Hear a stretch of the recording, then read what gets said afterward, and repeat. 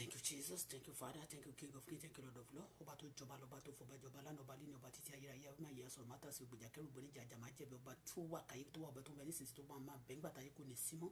Olúwa mo gbé yín ga mo ṣe yín lọ́ba ẹ ṣé ẹlẹ́dàá ẹ ṣé àṣẹdá ẹ ṣé ògbèjà kẹrù bọ̀ níjà ẹ ṣé ọba mi àjàmá jẹ̀bi kábíyèsí rẹ̀ mo dúpẹ́ tó pẹ́ sọ pé gbé wa kalẹ̀ fún ìdìdí àwọn kan àti ìṣùgbọ́n ẹlòmíràn fún àwọn ìkà ẹ ṣé ẹlẹ́dàá ẹ ṣé olùgbàlà ẹ ṣé olùgbàlà ẹ ṣé olùgbàlà ẹ ṣé olùgbàlà ẹ ṣé olùgbàlà ẹ ṣé olùgbàlà ẹ ṣé olùgbàlà ẹ ṣé olùgbàlà ẹ ṣé.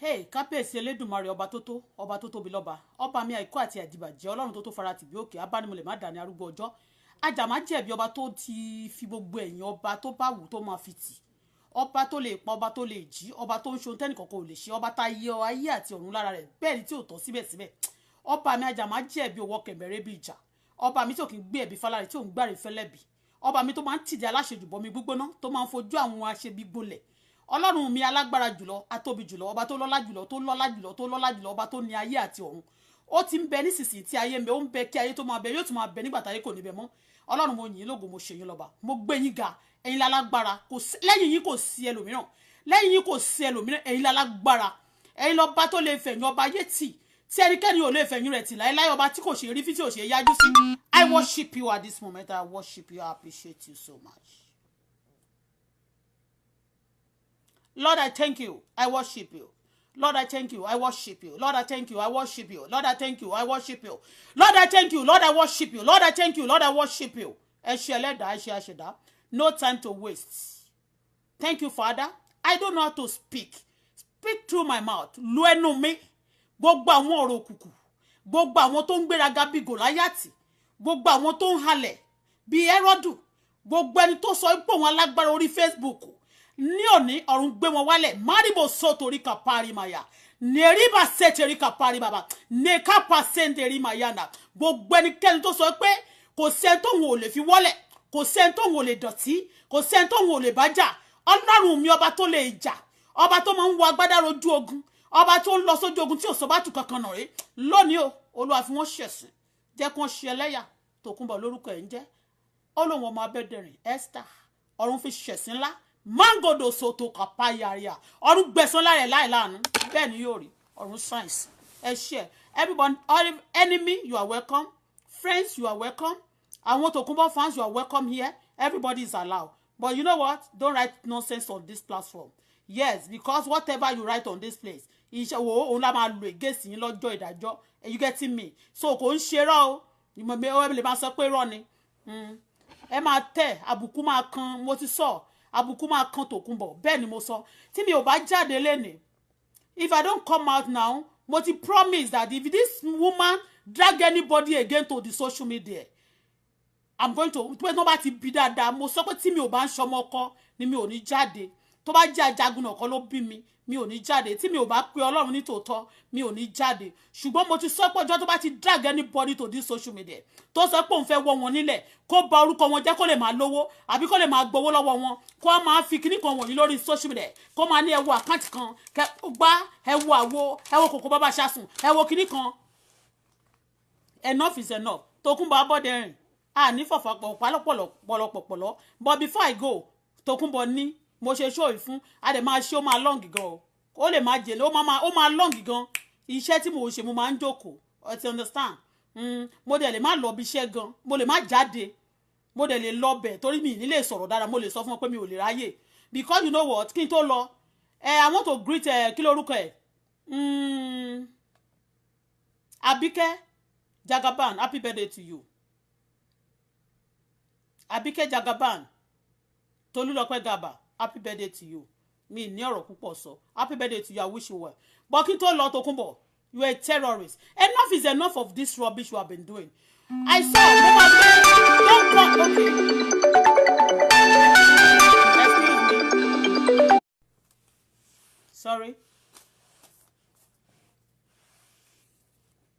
excuse me sorry Tòkunbọ̀ Abike Tonilope Gaba, happy birthday to you. Kò ń ṣe ṣáàtì but I was busy this morning. Mo ti sọ pé tí mo ti sọ ni mo ní ọjọ́ tí wọ́n bá tún bí Tòkunbọ̀ dáadáa kó máa drag àwọn èèyàn wá sórí social media bó ṣe máa ń gbé wọn wá.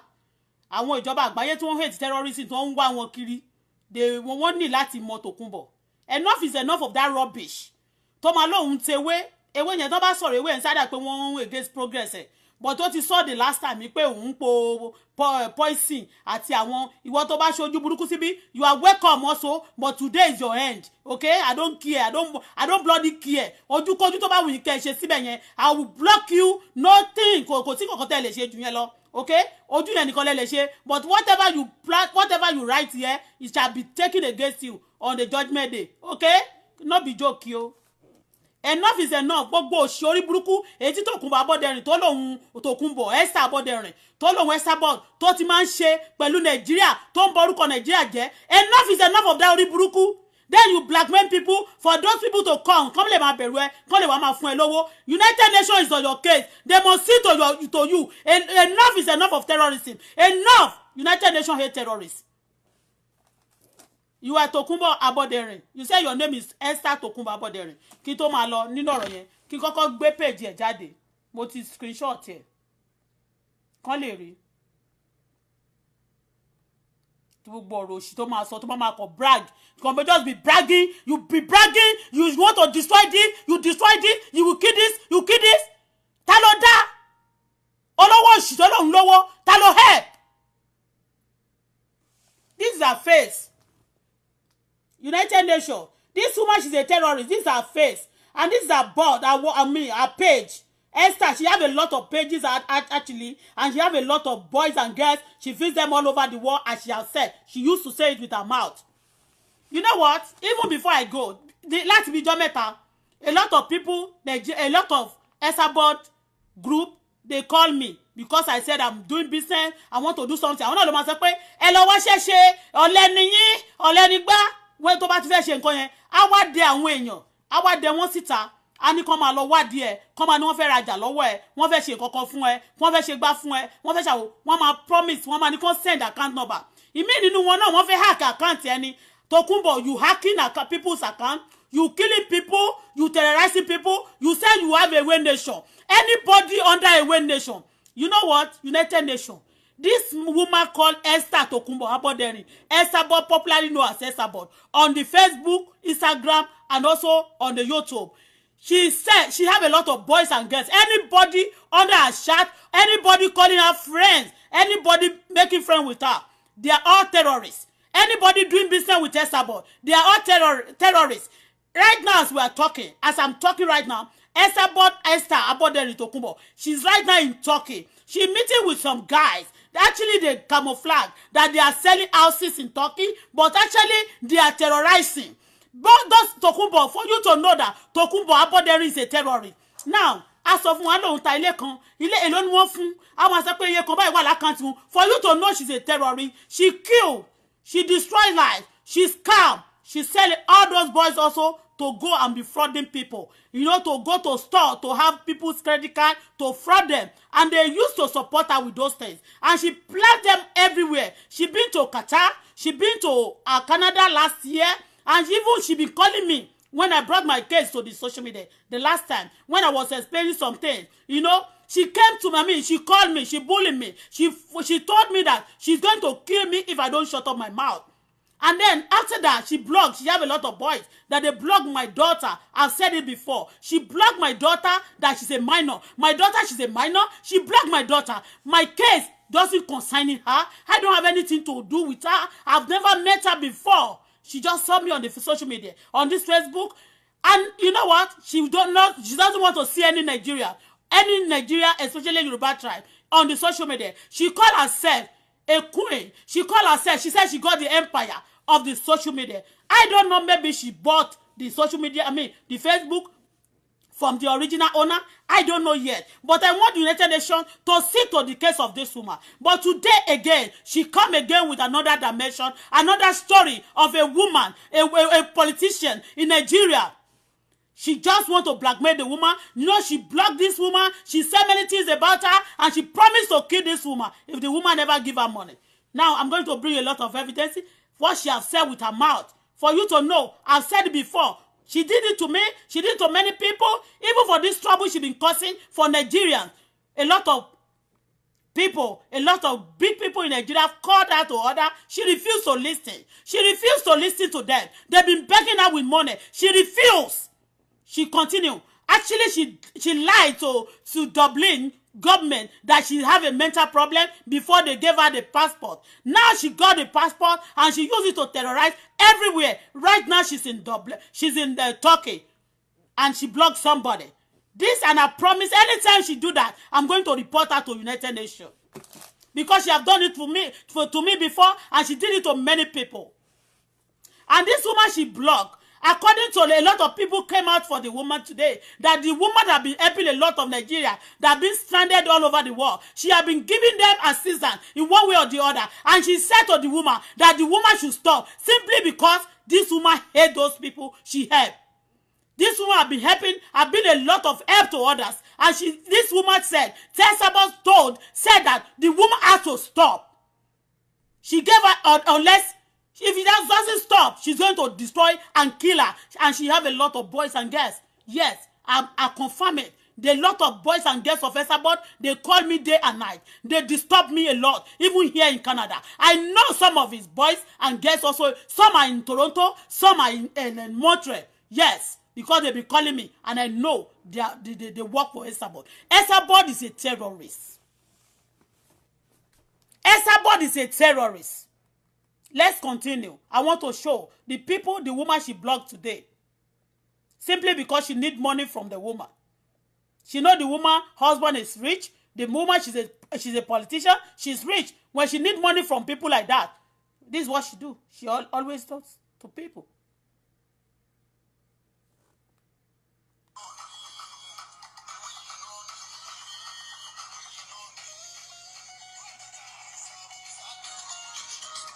This is the woman she blocked today. You see? That's the face of the woman. She put the face of the woman here. Shut up, Benno, she said that if this woman doesn't pay some money, she's going to block this woman continuously. And this woman has been a helper. She's been helping a lot of people, a lot of Nigerians all over the world. She's been helping a lot of Nigerians all over the world. She's a politician, a businesswoman, a respected woman in Nigeria. This is what Esabod used to do to people because she has a lot of boys and girls all over the world. She has a lot of boys and girls, a terrorist boys and girls all over the world. Right now, as I'm talking to you, she's been in Turkey for the past 1 week. She'll be telling you she's selling house, she's selling herbs. Actually, she used that to camouflage. But the main job she does is to kill people. And she killed a lot of Nigeria. The last chat I did for her, when she was saying that she normally sends some people to Nigeria to kill people in Sambisa when we are facing a lot of terrorism in Nigeria. She said it on the social media that she live in Dublin. Really, she live in Dublin. But she been sending a lot of people to Nigeria to kill, where the Nigerian government doesn't know. And they've been calling a lot of Nigerian people. They've been calling a lot of big people in Nigeria. Been calling this woman, giving her money, begging her to leave this thing, to stop all this thing. Because she's saying in Dublin, she's no longer in Nigeria. She's now a Dublin citizen, and she want to relocate now. She said she want to relocate now again to Turkey. So they said Nigeria government cannot do anything for her. Nigeria needs help from this woman. United Nations must see to this woman. This woman, she killed a lot of people. She destroyed a lot of lives. I came to the social media just to explain what happened to me before I came for asylum in Canada. For me not to be, I don't know that she was one behind the case. All this problem being a lot of Nigeria going through. When anybody want to write for their hair, this woman stand to against them. She said nobody can conquer her. United Nations, please, we need Nigeria, need your help. I need your help over this case. Esabod is a terrorist. She been killing a lot of people. I want you to hear from her mouth. She promised to kill this woman. The same thing she did to me. She promised me, even the last time somebody on her chat said, they're after me, they're after my daughter. Esabod Tokunbo, Abodere, popularly known as Esabod. Let me show her face again. A face of the terrorist first.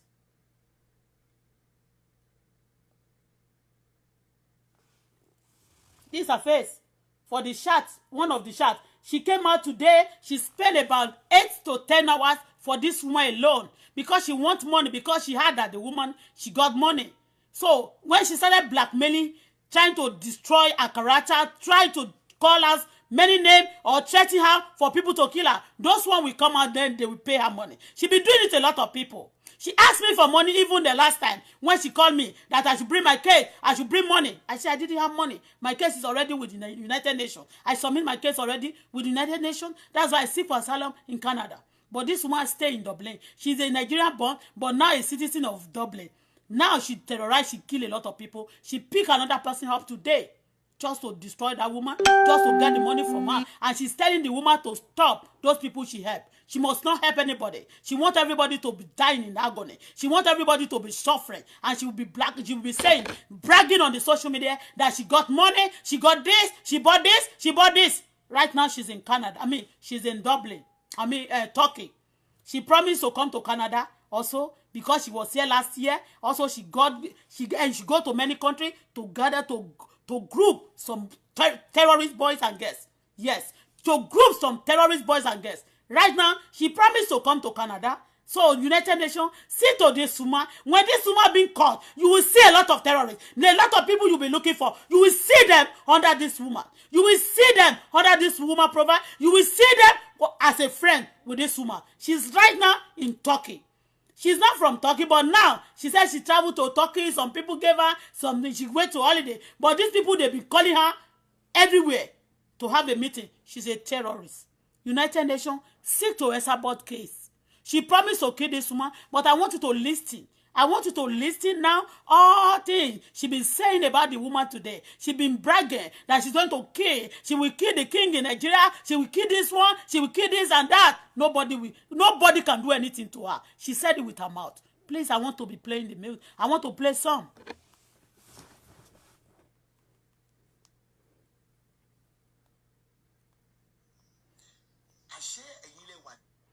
Because you know what? Because ó ti mọ̀ pé òun ti wà níta already. Terrorist that ti gbé sí. Òun náà fẹ́ máa sọ sí pé àṣẹ ilẹ̀ wà nídìí Facebook terrorist. You Tokunbo, Aboderin. You said somebody pay money to some people to bully you. Nobody pay anybody to bully you. Those people you mentioned before, they also under you. And many of them confess that you send them to kill. They cannot kill. That's why they depart away from you for your evil kingdom. That is why many people said it. The Joko Tade that you have been abusing, cursing, you said she should go and kill somebody. That one said she cannot go and kill anybody. That is why she ran away from you. And now, you want to kill them? And the other one also, Anamayo also, she was with you before. All of them.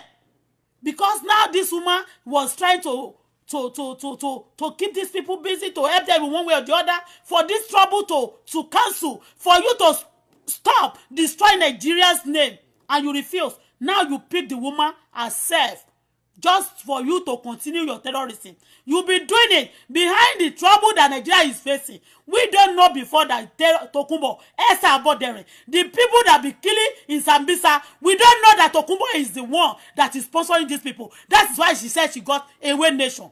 I don't know me, Mokotewe Nation, Towafu, United Nation, Sito Tokunbo, Aboderin, popularly known as Esabod. Hear what she said today.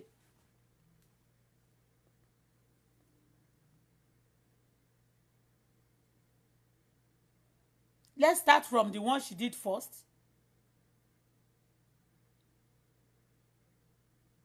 Hey.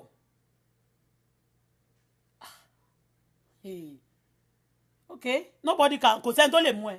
Ìjọba àgbáyé á mú ẹ. Wàá mọ̀ pé tí ó léwé, wàá mọ̀ pé ó léwé. Wàá mọ̀ pé ó lóògùn. Wàá mọ̀ pé Ọlọ́run ló léwé, ló légbò, ló ní ògùn, ló ní gbogbo ayé àtọ̀run. Wàá mọ̀ pé ẹni t'Ọlọ́run ò lè mú kò tí ì dá.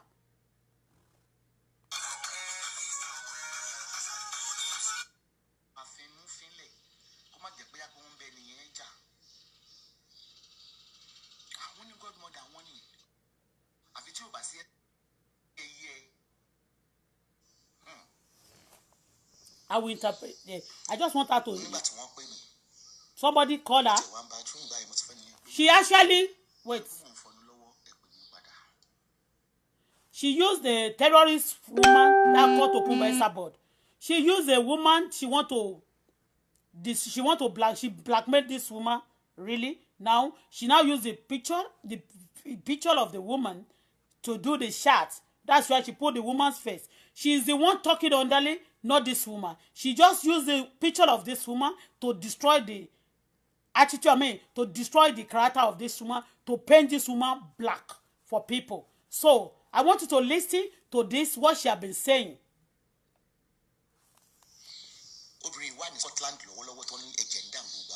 And so?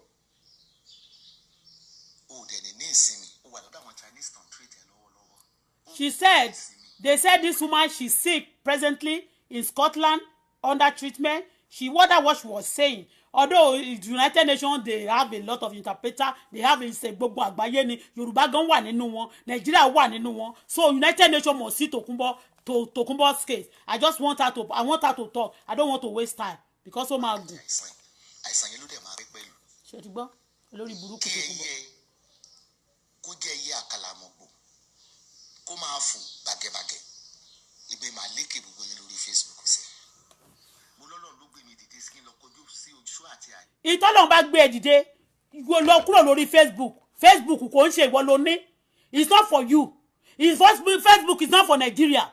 It's not Nigeria kò ń ṣe Nigeria ló create ẹ̀. Kò dé mi lè rẹ́ pé Dublin yẹn pé bóyá family ẹ̀ ló ní. Kò ń ṣàbọ̀dẹ̀ lórí Facebook. You say o máa lékè wọn lórí boni.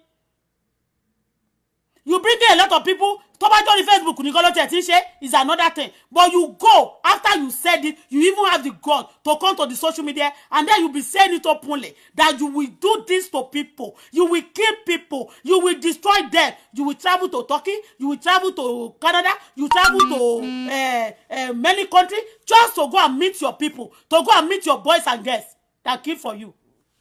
United Nations, see to Tokunbo, Aboderin Esther. That's the woman face that she want to blog today. She blogged, not even, she blogged her today. She said many things about this woman. And she threatened her now that she's going to kill her. She's going to take the long show. Because she know that this woman, she got married to a politician. She's wedding. The husband is okay. So this is what she do to all people in Nigeria. And they kill innocent people. A lot of things have been happening in Nigeria that nobody ever think is a Tokunbo. Aboderin Esther that is doing, that is under those criminal activities in Nigeria. Mo pé Tokunbo ni o. Mo ti sọ fún ẹ pé tó bá ti jáde fún ẹnì kankan ní Nigeria, mo máa jáde fún ẹ. Bẹ́ẹ̀ ni mo sọ. Kò dẹ̀ ṣe jáde mi pé mo ń jáde mo ń brag o. Mo máa fẹjọ́ ẹ̀sùn àgbáyé ni. You are in sue. Enough is enough of this trouble. Kí ló dé? Ìwọ ló ń kọ́ wọn dúró kọ́ lọ gbé wá ní kó gbé kòńké fún ẹ. Ìwọ ló máa ní kó lọ nọ́ọ̀kẹ́ fún ẹ. Ìwọ ló máa ní o tewé tó máa lò da poison sí káwọn èèyàn máa ní cancer kan máa kú. Ìwọ ló máa sọ pé o lọ sí tọ́gù wa máa ní àwọn boys ò ṣe kọ́ àwọn obìnrin àwọn ọkùnrin tó you are a terrorist.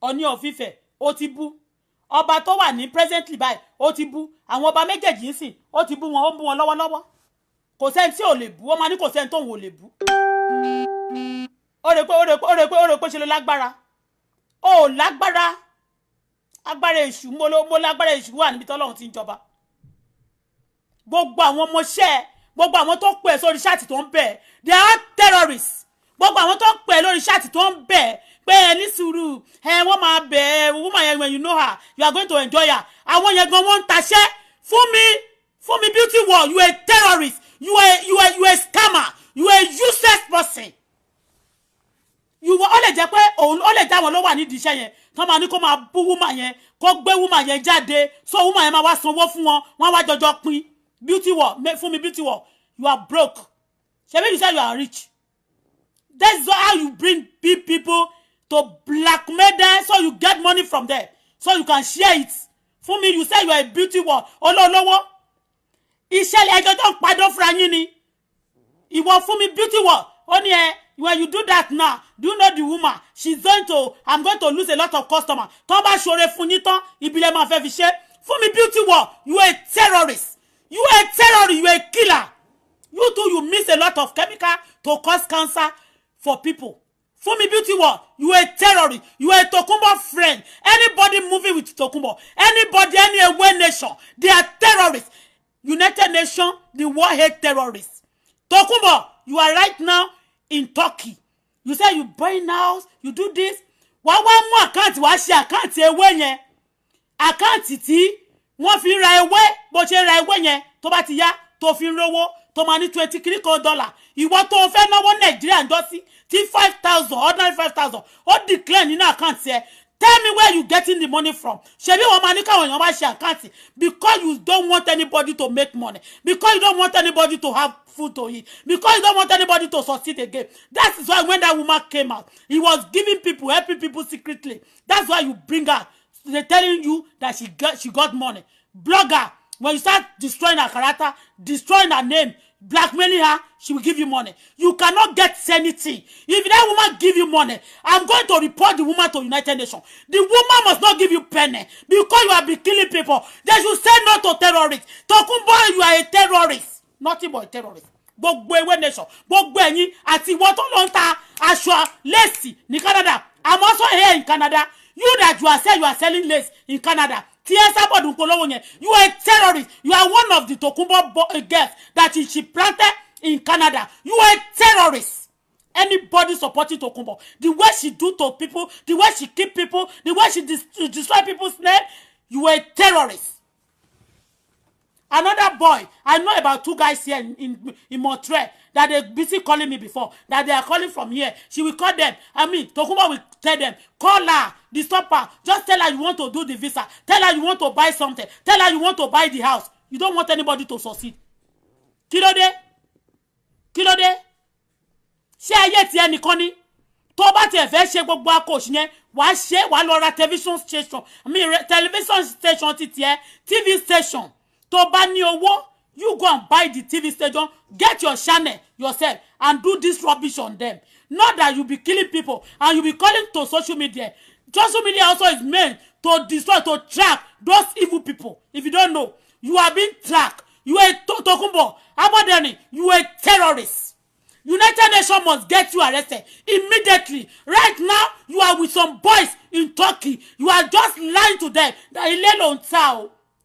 Ilé ló ń tà o. Ilé àtẹwé ló ń tà o. You are using that to camouflage, to cover up, to just to deceive people. You busy destroying Nigeria, busy destroying Nigeria's name, busy destroying, killing people. Oh, dúró lórí pé kò borúkọ èèyàn jẹ́. Ó máa tún lọ máa pa wọ́n, wá dé pa wọ́n tòótọ́.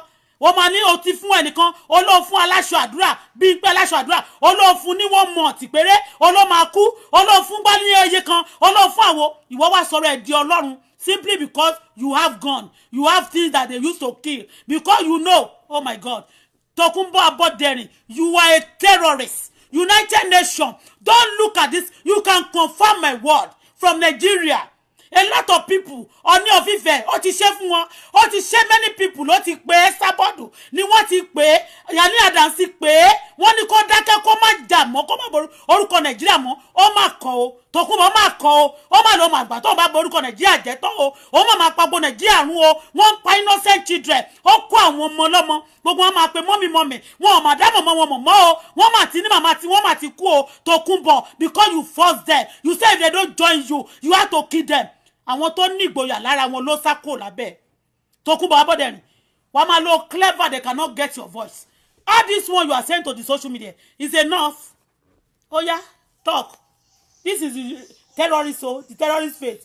Obìnrin tó ń ṣe terrorist. Princess Adisa. Ṣé gbọ́? Osulu. Okay. Osula Atu. Mo sọ pé the battle line is true. You see? Ọtí tó bá sọ ẹ̀ṣẹ̀ tí mo ṣe tó fi ń sponsor terrorism. Irọ́ ló pa. This woman that said now she want to turn because she's already reported. She's looking for a way to change that name to another person. It's a lie. Because who gave you money? Esabod, the time you bully me, the time you said you are going to kill me, that you blocked my daughter, that I came to the social media just to expose things that happened to me in Nigeria. I don't even know you are the one that is even the charge, that is in charge of every problem in Nigeria. You told me, you said to me that I should shut up my mouth, or else you kill me. You said that. Who pay you money then? Nobody. Nobody pay you money. When you want to implicate somebody, the person, even the K1, called you. He paid you. They put you in a hotel. They pay you. They give you money. For you not to, you should stop this rubbish you are doing. A lot of people will be begging. For you, they cannot conquer you. Nigeria cannot conquer you because you say you are now a citizen. You are no longer a Nigeria citizen. But United Nations must see to your case. You were a terrorist. Tokunba Bodere. Kí ni Nigeria ti ṣe fún ẹ? Kí ló tó borúkọ àwọn èyí tó dẹ̀ ń ba ayé wọn jẹ́, tó dẹ̀ ń pa wọ́n, tó dẹ̀ mú àwọn ọmọ lọ́mọ, tó kó wọn sínú ìgbèkùn. Pé kó lọ máa ṣe suicide bomber fún ẹ. Tokunba Bodere, you were a terrorist. She mentioned the person, the woman's name. The woman's name, she mentioned the woman's name. She said the battle line had just been drawn. That's what she said. I'm going to play it again. She said the battle line had just been drawn. So she's ready for the woman. That she's the woman if the woman doesn't pay her money, she's ready to kill the woman. And she said the woman, she's on sick bed right now, and she's going to make sure the woman die on the sick bed. She said it on her chat. I will show it again, and then she will say it with her mouth.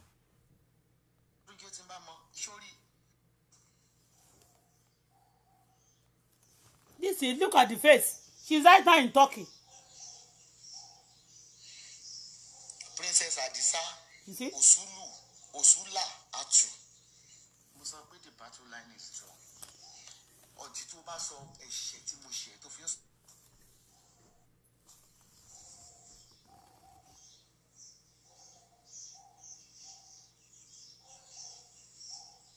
That is the face of the terrorist. Princess Adisa, Osula Atu. Mo sọ pé the battle line is strong. Ọ̀jì tó bá sọ ẹ̀ṣẹ̀ tí mo ṣe tó fi ń sponsor terrorism lórí Facebook. Irọ́ ló pa. Nobody, that woman never, nobody, that woman never sponsor anybody. You are the one that sponsor people.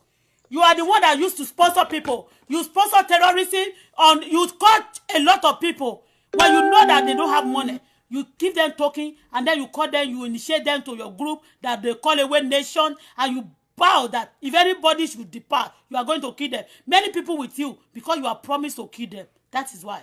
Yes. They say you should bully. Ani ìwọ kí lorúkọ ẹ̀. Fún mi beauty world. Ta ló mọ orúkọ woman yìí o. Fún mi beauty world. You are a terrorist. I will show your face again. You are a Tokunbo friend. This is how you destroy people's life. This is how you kill people. Ẹ má máa ṣàkọ́ pé lówó. Ẹ má máa ṣàkọ́ pé ń tajà. Ẹ má máa ṣàkọ́ pé ń ta kíní kan. Ìyẹn lẹ má. Oh my God. You are in trouble. Away Nation. You are in trouble. Irọ́ ni. Ó kówó fún wọn fún kíni? Owó àmọ́ tó wá wọ́sìn kéèsì ẹ̀ ní ìsìn. Màá sọ tó wọ́sìn kéèsì ẹ̀. How was your day, Sarah?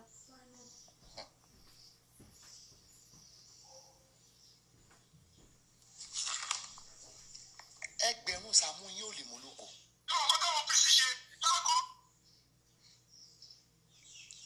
Ṣọ́yẹ ẹgbẹ̀rún Sàámú yín kẹ́ ẹ pọ̀ kẹ́ ẹ lé ní ẹgbẹgbẹ̀rún lọ́nà ẹgbẹgbẹ̀rún èmi máa tẹ gbogbo yín mọ́lẹ̀ pátápátá kò sí ẹni tó lágbára tó mi nínú mo rọ́kù. Wọ́n lẹ́nu ń bẹ̀. She's going to bring out some list now. Àwọn owó tó gbà. Okay, àwọn owó tó gbà. Ojoojúmọ́ báyìí tó máa ti ń jáde wọ́n ló máa jẹgbẹ́. Tó máa ti ń jáde wọ́n ló máa jẹgbẹ́. A máa report ẹ fún United Nations. Eré ló pé. Ẹ̀yin ọmọ ewé o. Orí ẹ̀ tó lá gbogbo rẹ̀ tó lá yẹn wọ́n máa bẹ́ orí ẹ̀ fún. Wọ́n ṣe pa àwọn tó máa ń terrorize. Wọ́n ṣe máa pa bó ṣe wà yẹn. Terrorists. Ẹ máa rìn ẹ máa yan lórí platform mi. Okay. Is that Away Nation? That's the group. The terrorism group should work freely. Nothing can happen. United Nations cannot do anything. The Nigerian government cannot do anything if they are in Nigeria. Any country they are, nobody can do anything to them. They should work freely. That's what she said now. She will say it again.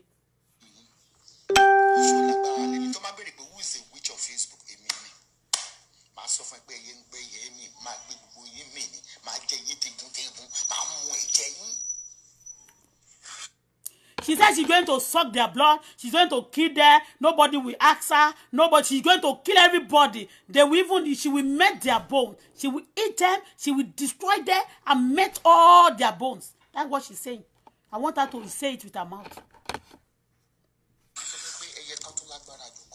The Facebook is not for you. Ẹ jọ̀ọ́ ẹ tẹ́ bá mi mo fẹ́ béèrè question ẹ̀yin èèyàn. Ẹ jọ̀ọ́ ṣé àwọn family Aboderin lónìí ṣe bí mo rò pé newspaper tán ló ti fold up náà ń ṣe tẹ́lẹ̀ tí wọ́n dẹ̀ ní wọn ti ẹ̀tàn mọ́ pọ́mọ àlè ni wọ́n. Ẹ jọ̀ọ́ ṣé àwọn Aboderin lónìí orí Facebook ni ṣé àwọn ló dá ni àbí máa kí ni wọ́n lórúkọ ẹni tó ń dá kíní sílẹ̀ àwọn lórúkọ ẹ̀ ń jẹ́. Ẹ jọ̀ọ́ ṣé Tòkunbọ̀ ṣó tó mọ́ bọ̀bọ̀ yẹn ni tó dá Facebook sílẹ̀ kò máa yé wa o tó ẹ̀sà bọ́ọ̀dù. The world hate terrorists. You have done it for many people. Okay, continue. Wàá mọ̀ pé no be joke. Ògbórúkọ ẹ̀rí fún madam. Olówó jù mí lọ. Wọ́n lọ lórúkọ jù mí lọ. Kéré tó lọ sponsor àwọn ọmọ ayé. Kéré tó ń gbé gbogbo èèyàn dìde. Kéré tó ń fún wọn ní mílíọ̀n. Ó ní wọ́n fún wọn ní mílíọ̀n. Ó ní wọ́n gbé àwọn ọmọ ayé dìde. Irọ́ ni o. You know that day to celebrate birthday. You know ti sọ pé kò sẹ́ni tó ń celebrate bí òun lórí Facebook. You know mi ò dá sí ọ̀rọ̀ kíní o. Ó ní kò sẹ́ni tó ń celebrate bí òun. Ṣùgbọ́n bẹ́ẹ̀ yóò wá rí pé ó jù wọ́n lọ. Wọ́n celebrate Àbíkẹ́ Jagaban jùlọ.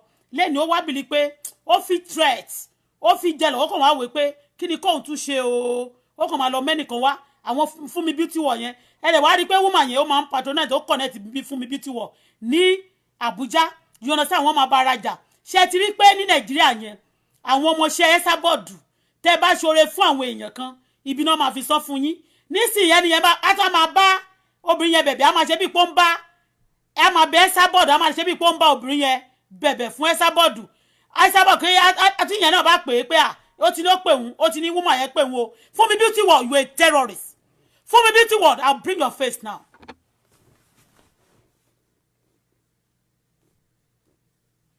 Assistance ó dẹ̀ pé wọ́n náà fẹ́ fi jẹ assistant terrorism ẹ̀ ń pààyàn jẹ ní Nàìjíríà ẹ bá gbogbo Nàìjíríà jẹ gbogbo ọmọ Nàìjíríà ń sákò Nàìjíríà yóò Fúnmi Beauty World bó jẹ́ mú fèsì ẹ̀ mú bọ̀ ìwọ máa continue ìwọ olórí àwọn terrorists Tòkunbọ̀ Abọ́dẹrìn olórí àwọn terrorists I'm coming.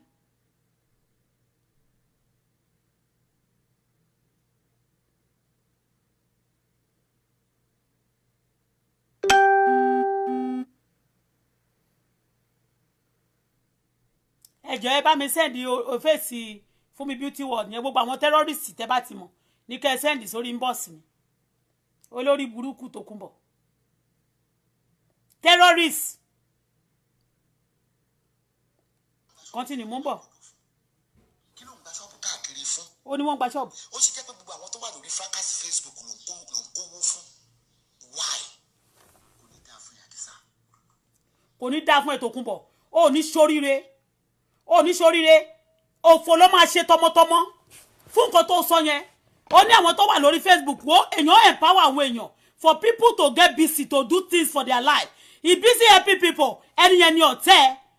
Instead of you to go straight and tell the woman please you need assistance but wọ́n ló máa sọ pé onídòwó olówó bùsọ̀bùsọ̀ and I'm telling you lówó honestly speaking lówó mo ń bẹ Ọlọ́run ní position tí mo wà báyìí mi ò lówó but mo dájú ẹ lọ lówó rárá olówó kì í ṣe bí tiẹ̀ yìí olówó máa empower àwọn èèyàn ni olówó máa ń ní good heart ni olówó máa ń ṣe dáadáa fáwọn èèyàn ni kò ṣe pé máa rẹ́nìkan tí wọ́n tún ṣoore fún kí wá rí ìsìn gbogbo àwọn tí mo ní mo ṣoore kí wá rẹ́nìkan tó ṣe dáadáa kí wọ́n sọ pé inú mi ń bàjẹ́ sí God forbid simply because o ti ṣe pé ẹnìkan jókòtadé ò ní rí lẹ́gbẹ́ o ẹnìkan ò ní rówó jẹun o wọn ò lówó o wá rí pé bí o ṣe rò ó kọ́ ló bá o wá ní gbogbo àwọn tó wà nínú stagger you been there for 12 years o blog Wasiu Ayinde for 2 good years ìgbà tí mo wá tí mo fẹ́ gbé orúkọ ẹ̀ kó lẹ́nu ẹ̀ mo ní mo wá sórí Facebook ò yí ẹ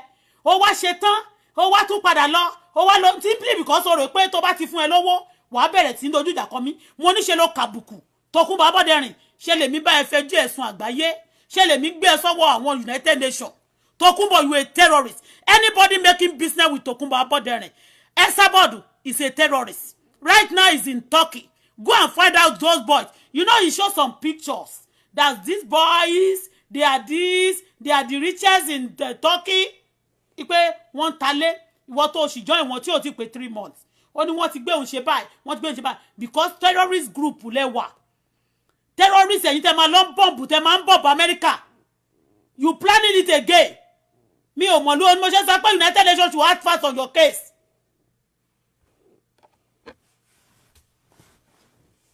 Oh yeah, continue.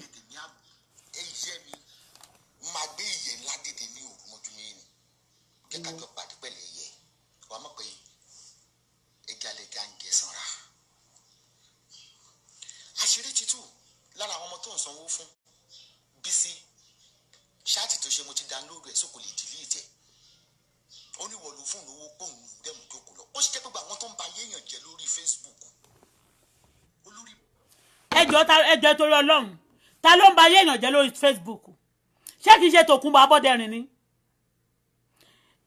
Tòkunbọ̀ Abọ́dẹrìn tó jẹ́ pé èèyàn mélòó ni Bísí tó lóun ti download kíní ẹ̀ tó lóun Anamáyọ̀wá Bísí yẹn ọ̀dọ̀ ẹ̀ ló wà tẹ́lẹ̀tẹ́lẹ̀ ìgbà tó ní kó máa lọ tó ṣe tí yẹn ń ké tó ń sunkún nígbà yẹn ó ní gbogbo àwọn tó ń ba yéèyàn jẹ́ kí ni wọ́n ṣe àwọn olóba yéèyàn jẹ́ ta ló ba yéèyàn jẹ́ lórí Facebook ta ló bú prophet ta ló bú pásọ Kàsálí ta ló gbé àwọn pásọ wá sórí kíní tó máa blackmail wọn ta ni ó gbé pásọ kan tí wọ́n sọ pé ó ṣe kíní ó ní ẹ̀bá àti ẹ̀ pààyàn ẹ̀bá ṣe anything ó ti fún un nílé kọ́tà ó ní kò ṣe nǹkan kan fóun ó support ẹ̀ òun ló máa rí gbá ló máa ráwo ló máa pe gbogbo àwọn èèyàn òun ló máa nítorí pé ó fẹ́ attention ni ó gbé wọn sórí gbá ọba ìjòyè Nàìjíríà ó gbé wọn sórí gbá Wàsíù Àyìndé ó gbé sórí gbá mo wá sórí Facebook nítorí yín ni ẹ̀yin wèrè yìí láti fẹjọ́ yín sùn United Nations olórí burúkú Ẹsábọ̀dù you be killing Nigerians kí ni Nigerians ṣe fún ẹ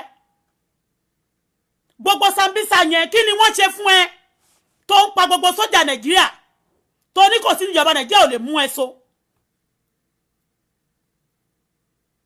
olóralé ọmọ ẹ̀pọ̀ lè ṣe báyìí ọmọ ẹ̀pọ̀ lè ṣe báyìí ó lè àwọn alákìjà tó lọ ra ilé jàjà síkà tó ilé kọ́ ló rà àwọn ilé kọ́tẹ̀jì àwọn tí kíníkíní ilé mi ò tiẹ̀ fẹ́ sọ̀rọ̀ ilé tó bá wù ẹ́ kó tiẹ̀ rà that's your headache olóhùn tẹ ewé bó ibi tó ti ń rí owó yẹn àwọn tẹ́rọ́rì tó ń terrorize tó ń sanwó fún ẹ ìwọ gangan ni ìwọ gangan ọjọ́ wo ni tókòtadé yẹn ọjọ́ wo ló ṣe wá sórí Facebook tó ṣépè fún gbogbo ọmọ ẹ̀ tó ṣépè fún ọmọ ọlọ́mọ tó ṣépè fún ẹni yẹn ló ṣe ìdáhùn lẹ́nu ọjọ́ mẹ́ta tó ní kó lè kúrò nílé tó má máa fi ṣẹ̀sìn ṣe bó sọ fẹ́mi náà wọ́n bó ṣe rí kèlètè nígbà tó yá tó dẹ̀ mọ́ Wàsíù Àyìndé ó wá di kó máa sọ pé òun fokó Wàsíù ṣeré lórí Facebook ṣé ọmọ ẹ̀kọ́ sọ pé òun ò mọ̀ mí rí tó torí ẹ̀ ló ṣe sọ for your information tó torí ẹ̀ ló ṣe sọ.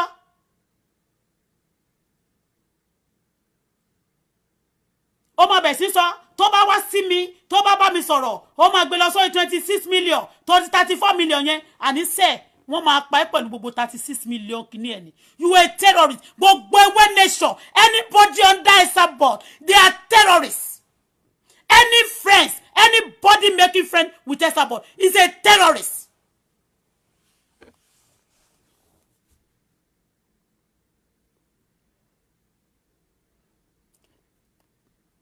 To confirm, for you to know, Esabod have been reported in the airport in America before as a terrorist.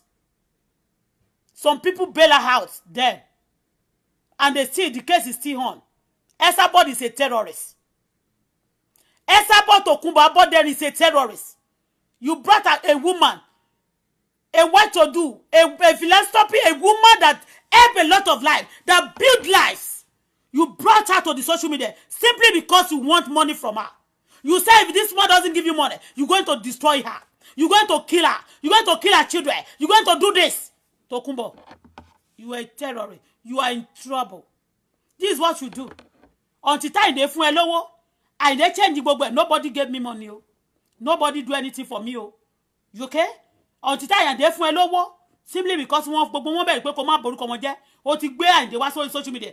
Ó fẹ́ mọ̀ bóyá ó má rí. Olókù ẹ̀ lélẹ́yìí. ọkọ ẹ̀ Láìndé ìgbádá Láìndé mi ìfẹ́ báyìí sọ yẹn páìndé ò lè fẹ́ ẹni tó bá wù ló lè fẹ́ o ti gbọ́ kìtì ẹ̀ ń ṣe fífẹ́ lélẹ́yìí ìwọ tó bá ti ní case pẹ̀lú next generation tí next generation bá ti gbé ẹ bó jẹ́ bẹ́ẹ̀ ló ti fẹ́ fẹ́ Àyìndé nígbà yẹn a máa tó mọ̀ á mọ̀.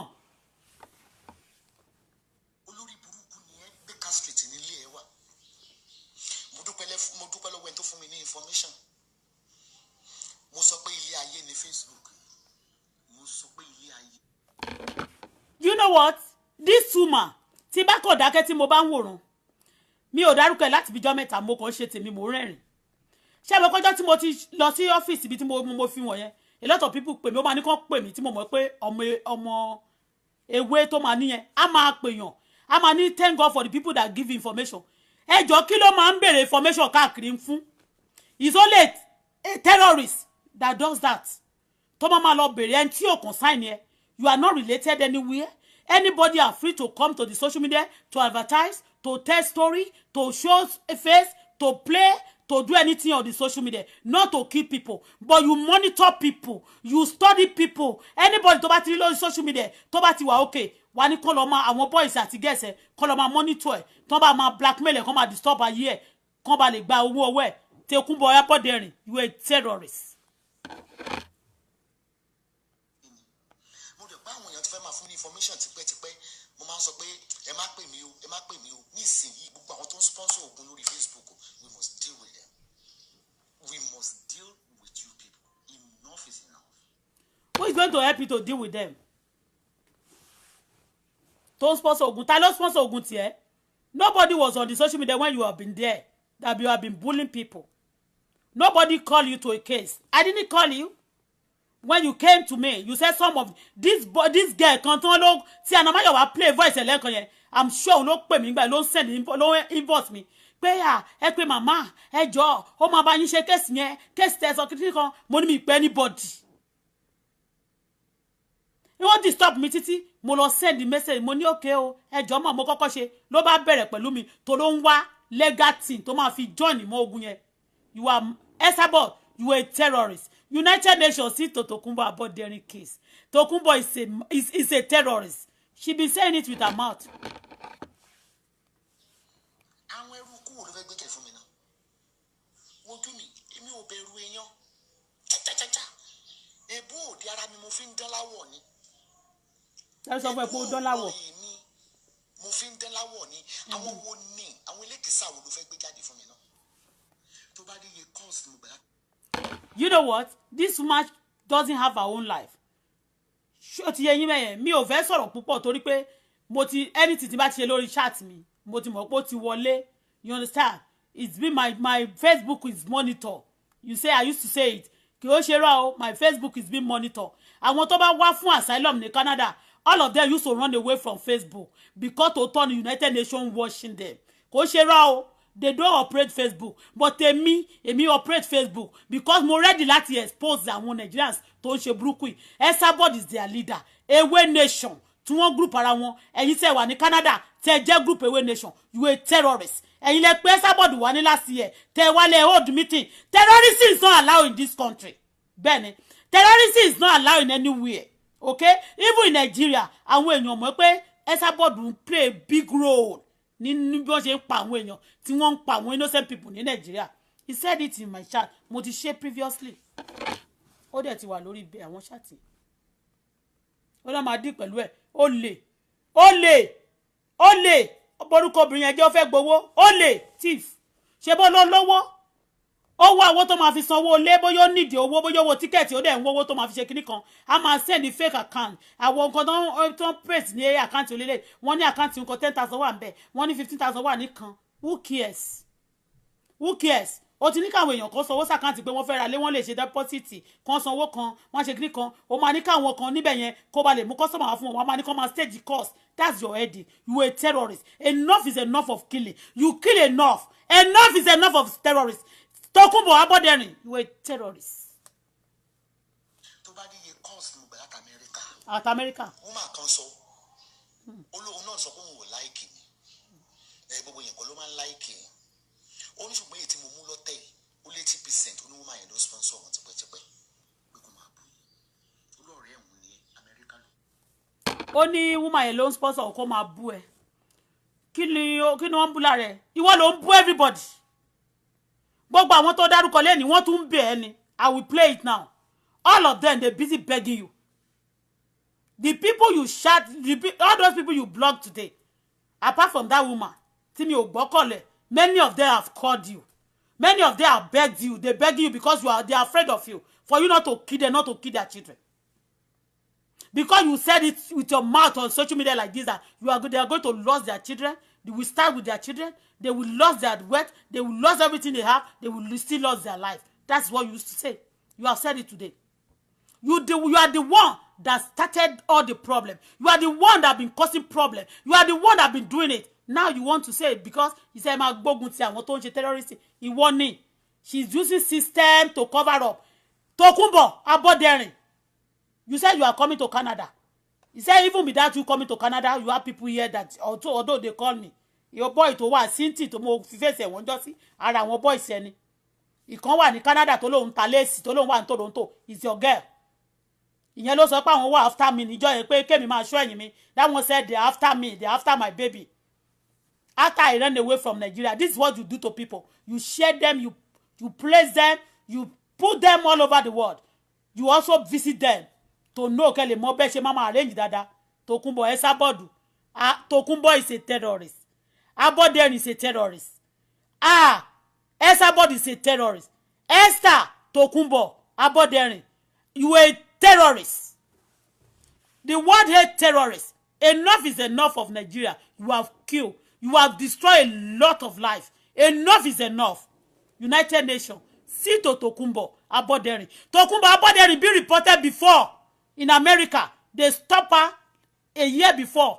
She's a terrorist. They did report her before. She been reported before in an American airport. Find out.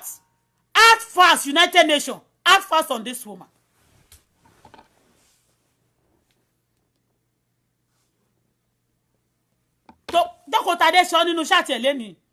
They tagged me. I was there. I was looking, I listened to everything. She said, ìgbà tó ní kò lọ pa èèyàn. Àwọn ò dé lè pààyàn, àwọn dé kú lẹ́yìn ẹ̀. Kí làwọn máa pààyàn fún?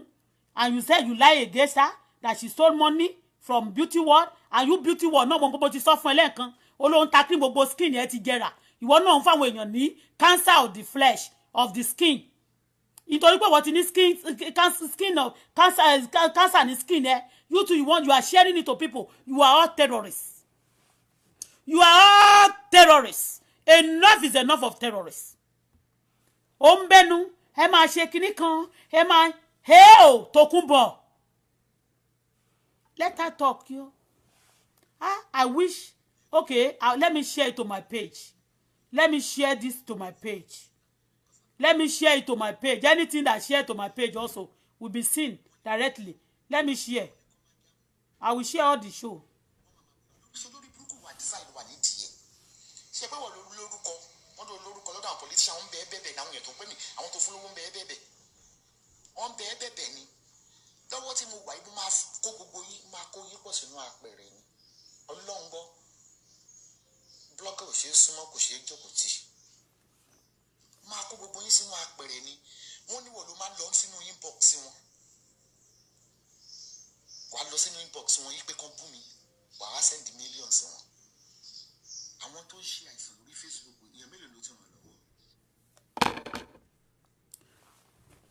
Ó máa mú ọmọ ní èmi ò wo kíní wọn púpọ̀ èmi ò wo kíní wọn pọ̀ but ó ní woman yẹn ló máa pè wọ́n tó máa ní pé kán send owó ó máa ní kán máa bóun. Okay, ta ló fún wọn lówó tó ní kó máa bú èmi tó ní kó purọ́ mọ́ mi tó ní kó máa sọ fún mi kí n shut up tó ní kó bẹ̀rẹ̀ sí ń destroy máa sọ pé tí Àyìndé bá mi sọ̀rọ̀ ó máa blog ẹ̀ wọ 36 million kìíní kan ó máa destroy ayé ẹ̀ ni ó máa ṣe gbá ni Tokunbo you a terrorist ariwo ò ṣe ariwo kọ́ ni music ṣó ti gbọ́ ibi tó ti rí owó ẹ̀gọ́ ìwọ náà máa ṣàlàyé ṣó mọ̀ pé gbogbo àwọn èèyàn tó ń sọ yẹn thank God tó sọ pé woman yẹn is a politician tó bá rí owó tó bá ń gbowó lọ́dọ̀ politician tó bá ń gba contract tó bá dẹ̀ lówó tó bá fi empower àwọn èèyàn láti help àwọn èèyàn tó bá yé wọn jẹ́ kò ń ṣe offence it's not a criminal offence okay Tokunbo you are a terrorist leave that woman alone leave her alone Oh, leave it alone. You are in sue. You are a terrorist. Why did they mú àwọn èèyàn ní Nàìjíríà? Wàá máa mú wọn tó pé ló jẹ́ Dublin kìíní. Ó wá lọ group, ó tún ti lọ group àwọn ọkùnrin, ó tún lọ meet àwọn terrorists gan nílùú Turkey. Ó máa ní wọ́n ń talé ilé ni kìíní kan, àwọn kan wá lẹ́sìn, wọ́n wá ralé láti London, wọ́n wá ralé, ó ṣe jẹ́ ká rojú wọn kó dárúkọ wọn ìwọ tó láùsì. Tó pé tẹ́ni tó bá dé wa ní kọ́ bá lè mọ̀ pé tòótọ́ ló sọ ojú wọn lélẹ́yìí, kọ́ máa làwà ló ń purọ́, òun stage kìíní. Simply ó fẹ́ káwọn èèyàn òun camouflage, òun busy láti máa destroy ayé àwọn èèyàn, ó dẹ̀ jẹ́ terrorist, ó dẹ̀ borúkọ Nàìjíríà jẹ́. Ó dẹ̀ pa àwọn èèyàn, ó dẹ̀ ń pa àwọn èèyàn, wà dẹ̀ tún ní God, wà tún ní boldness, wà tún wá síta gbangba, wà tún ní kó o máa pa wọ́n ni kò sí nǹkan tó máa ṣẹlẹ̀. Wọ́n náà ó ti ń pa àwọn èèyàn, wọ́n máa pa wọ́n náà bó ṣe pa àwọn èèyàn ni. Lágbára Ọlọ́run United Nations máa mú ẹ, o ò ní bọ́. Lágbára Kristi. Wọ́n máa ní àwọn èèyàn ló ṣe, ta ló fún ẹ lọ́wọ́ pé kó bú Pastor Kasali? Ta ló fún ẹ lọ́wọ́ ńgbà yẹn pé kó máa bú K1? Ta ló fún ẹ lọ́wọ́ pé kó máa bú Ọọ̀ni of Ifẹ̀? Ta ló bú ẹ lọ́wọ́ pé kó máa bú Àjùmọ̀bí? Ta ló bú ẹ lọ́wọ́ pé kó máa bú gbogbo àwọn olówó àwọn èèyàn ọlọ́rọ̀ Nàìjíríà? Ta ló fún ẹ lọ́wọ́ pé kó máa bú àwọn èèyàn? Tó sọ pé àwọn kan ló sọ fún ẹ pé ló fún ẹnìkan lówó kó máa bú ẹ. When you are abusing them, you causing their children, when they come out, ṣé mi náà mú ẹ̀rí tẹ́lẹ̀ ni? I was here on the social media crying. I ran away from Nigeria. That is was not good. They did things for me. I don't even know pé ìwọ ṣe o jẹ́ partaker until Ọlọ́run expose ẹ. Did I know you before? Is it not the way you used to do? Lọ ṣe gbé sàrà ìkọjá mọ́ṣáláṣí dọ́dọ̀ mi. That you came to me, you blog, you tell Akinwumi àbí kí ni boy kan tó wà Nigeria pé kó máa blog ọmọ mi. Underage. You blog their children. You blog everybody.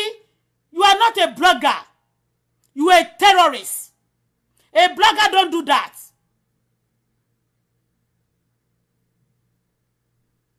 You said on the social media that you mix acid, some chemical poison with your things that you said.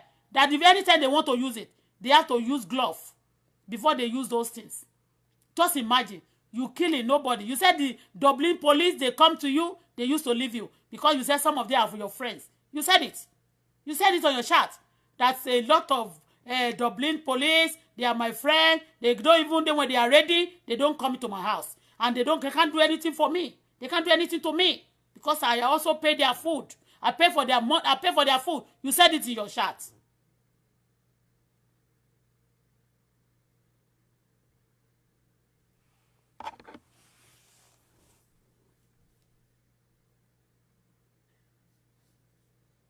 Ó lè máa gbé àwọn evidences ẹ̀ evidence ibi tó bá ti sọ̀rọ̀ tẹ́ bá ti ní ẹ gbé sórí fóònù ẹ rí blog ẹ̀ kó má ṣe gbé kúrò. Charity wo mo lo ràn wọ́n lọ́wọ́. Why are you ó fẹ́ join saga ni ó ti join saga. Okay, ó ní saga.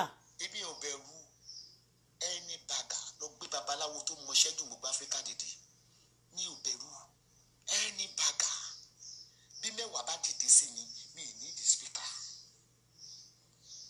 Bó bá gbẹ̀yàn mẹ́wàá dìde sí mi. Nobody ní lè sọ̀rọ̀ mọ́sẹ̀. Hey God. Oh my God. Oh my God. Okay, wait. She said a lot of. Let me share this thing.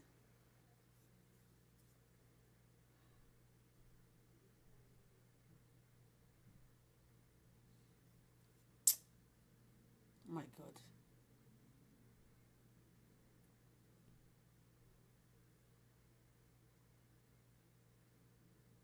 Ilé ìjẹun play ilé dada. Ìdísìn lọ kojú sí ojú àti àjẹ́. Mo sọ ẹni tó pè mí gan onímàmá yìí máa ń sọ mọ́rọ̀ wípé ìjà òkùnkùn àti ìmọ́lẹ̀ lọ́rọ̀ Facebook àfi tí ò bá sí ẹ́sà bọ́ọ̀dù mọ́. Ebi dẹ̀ ni òkè gbẹ́ngbẹ́ng 90 years. Mo máa tẹ̀yìn mọ́lẹ̀ bó ṣe máa ń sọ fún àwọn speakers ẹ mọ́ jáde fún mi. Ìtọ́wá tí ẹ ò bá dira yín kẹ́ ẹ tira. Olúwa o tó kún bọ̀. Ìbọn ní ẹ̀jẹ̀ Jésù máa ní ẹ má ibi bí nǹkan bá lè sí yín. Testimony èèyàn ẹ rí i pé okay pé kó fi floor wash yẹn kó fi mọ́ọ̀bù ilé láti ẹ̀yìn ẹ dá padà òfò lómi ẹ̀fọ́ ṣe òfò lẹ́ẹ̀ ṣe. Mo sọ fún yín pé ebi gan-an rántí gbàdúrà fún àwọn kò lọ ṣe yàsí mímọ́. I'm not joking.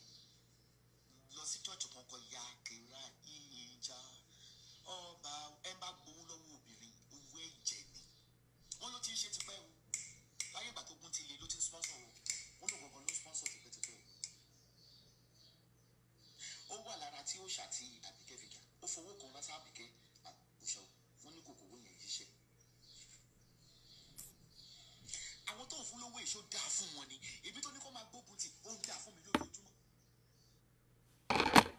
ẹni tó bá da fún Tókunbọ̀ ẹni tó bá da fún kò kí ń ṣe bó ṣe ń ṣe yẹn kò da fún ẹni tó bá ti da fún kò kí ń pààyàn kò ń ba ayé àwọn èèyàn jẹ́ ó ń ba ayé àwọn èèyàn jẹ́ ó ń ba ayé àwọn èèyàn jẹ́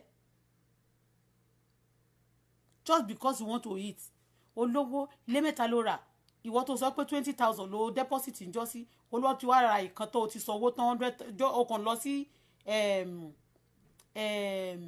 Turkey for 1 week ó dẹ̀ ti san 100,000 yẹn tán for 1 week àbí o ti sọ tẹ́lẹ̀ pé 20,000 ló kọ́kọ́ san deposit bó ṣe ń san ìpèpè oníkan máa ti o ti rà yẹn tán báyìí o ti sọ pé oníbànṣọ ló fẹ́ ṣe kiri kan àwọn tó fẹ́ fi kiri yẹn ọ̀pẹ́rẹ́sì ẹni tó dẹ̀ ní owó títí ẹ̀ tó fi help àwọn èèyàn tí ò fẹ́ káwọn èèyàn ó kú sínú wàhálà tó kó wọn sí ìyẹn ló wá mú tó bá dẹ̀ need assistance tówó bá tán lọ́wọ́ ẹ̀ ń sìn torí tówó bá ti tán wèrè ló kù tówó bá tán lọ́wọ́ ẹ̀ tó yẹ kó rọra bẹ̀bẹ̀ pé kán fún ẹ ní contact woman yẹn kó ní kó tọrọ owó lọ́wọ́ ẹ̀ ó wá ní pé kẹ́ ẹ bọ orúkọ ẹ̀ jẹ́ wà àti fún mi beauty world kó mórúkọ múṣẹ́ yẹn wá fún mi beauty world ẹ máa ń múṣẹ́ ọmọ oníṣẹ́ náà níwọ náà ó máa múṣẹ́ woman yẹn wá sọ́dọ̀ Esabod kó blackmail ẹ̀ torí ẹ̀ ló ṣe mú Esabod ní ọ̀rẹ́ lẹ́ṣẹ̀ jọjọ́ rẹ̀ sódà wá ó múṣẹ́ yẹn wá sódà á máa blackmail owó tóbìnrin yẹn bá wá san ẹ máa jọ máa pín fún mi beauty world.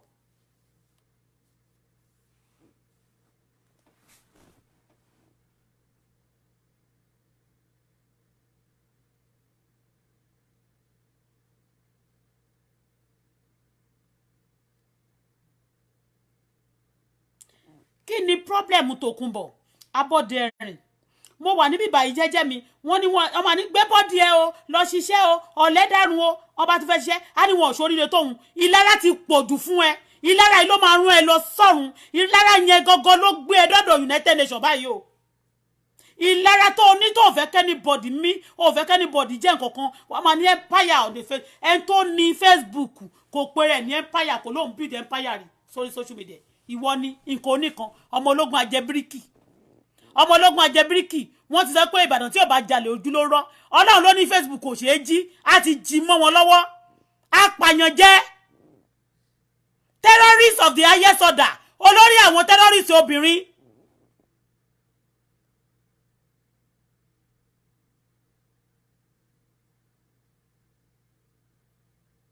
torí ẹ̀ ló ṣe bá lóun tẹ gbogbo àwọn ọmọ mọ́nulé ó dé wọn mọ́nulé because ó mọ àfọkùkù ṣe jàmbá bọ́ba yé ò rí ẹ̀ tọ̀run ń wù ẹ́ torí ẹ̀ ló ṣe dé gbogbo àwọn ọmọ ìmọ́nulé kọ́ má bàa rí wọn ó dẹ̀ ń pa oyé ọmọ ọlọ́mọ jẹ́ wò ó kò sẹ́ni tó bá yé ọmọ ọlọ́mọ jẹ́ táyé ọmọ tiẹ̀ máa dá bẹ́ẹ̀ ni mo sọ. òun lọ́wọ́ òun ṣe gbá òun ṣàwo òun ṣe kókó bàbá ṣàsùn Tókunbọ̀ Esabod is a terrorist United Nations see to the case. Jésù tó fún mi. Give me that drink in the freezer and the glass cup. I'm thirsty.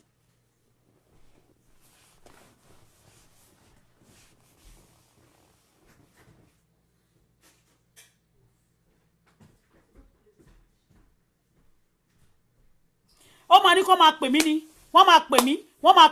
wọ́n máa pè mí lórí social media wọ́n máa ní kó sọ pé wọ́n fẹ́ ṣe visa wọ́n máa ní kó fẹ́ ṣe báyìí wọ́n fẹ́ ṣe báyìí wọ́n fẹ́ ṣàwo wọ́n fẹ́ jìkó bàbá ṣàsùn ó dẹ̀ ń báyé gbogbo èèyàn jẹ́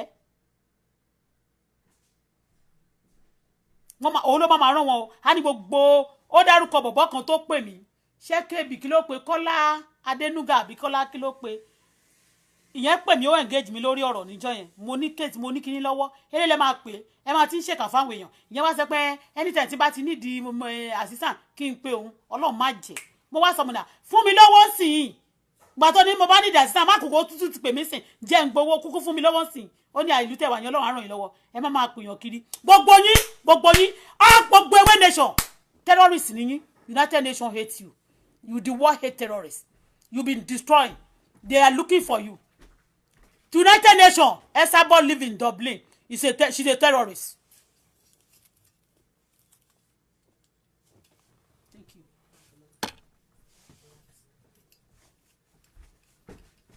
Ó gbé orúkọ obìnrin olóbìnrin ẹni ẹlẹ́ni tó bá ti gbé wọn lọ́wọ́ báyìí fún mi beauty world ọmọ oníṣẹ́ ọlọ́jà ìrọ̀lẹ́ olè terrorist scammer destroyer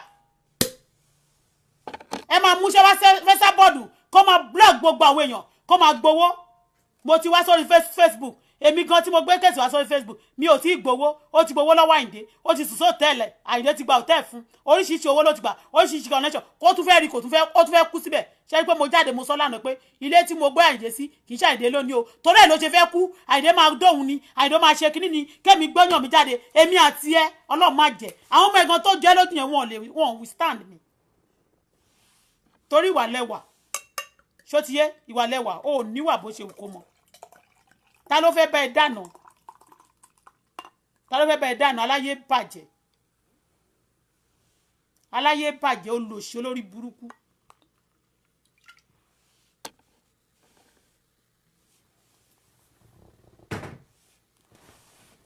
ó ní àwọn tó ń sponsor tẹ́lẹ̀ ní tó ta lára ní pé ọmọbìnrin yẹn gbalé àbíkẹ́ náà wọ́n celebrate dáadáa tí sì ń ṣẹ́yìn fáwọn èèyàn bí dáta ó kọ́ àwọn èèyàn sí ìgbèkùn àwọn èèyàn ń bọ́ àwọn èèyàn ń ṣe dáadáa àwọn èèyàn dànù ó ti gbé àwọn pásọ̀ yẹn gbogbo wọn ti dànù ó ti lọ gbé obìnrin olóbìnrin ó lóun ti sọ pọ́jọ́ tó ń bá rí millionaire oh you are not a millionaire you are a terrorist a millionaire don't do like that lọ wo àwọn alákìjà àti obìnrin yẹn náà gbọ́dọ̀ ti rí wọn gbọ́dọ̀ ti máa rí wọn lórí Facebook tó máa ṣòṣì gbọ́dọ̀ ti máa rí wọn tí ìbá jẹ́ nǹkan tó ṣẹlẹ̀ gan tó ní kán wá wò òun tẹ́mi fi wá síbi kí ló fẹ́ fà á àwọn yẹn gan dẹ̀ láwọn ò ṣe wàhálà mọ́ àwọn ti move on pẹ̀lú life àwọn táwọn bá wà lórí social media káwọn polówó ọjà wọn káwọn ṣeré mbẹ̀ káwọn kúrò wọ́n ní wọ́n fẹ́ ó dẹ̀ fẹ́ inú ìjà ni wọ́n ti ń make owó torí tó bá ti ní kí wọ́n lọ pààyàn káwọn ọmọọṣẹ́ lọ pààyàn wàá wá fún wọn ní little token wàá wá tó bá ti ní kó lọ pààyàn kó lọ bá yé nìjẹ́ wọ́n máa fún wọn ní little token wọ́n máa fún ẹ̀ wọ́n máa gbowó lálálálá ṣèbí lẹ́mẹ̀ta you said you collected 3 houses from Ojo Sam Ojo until you shut up.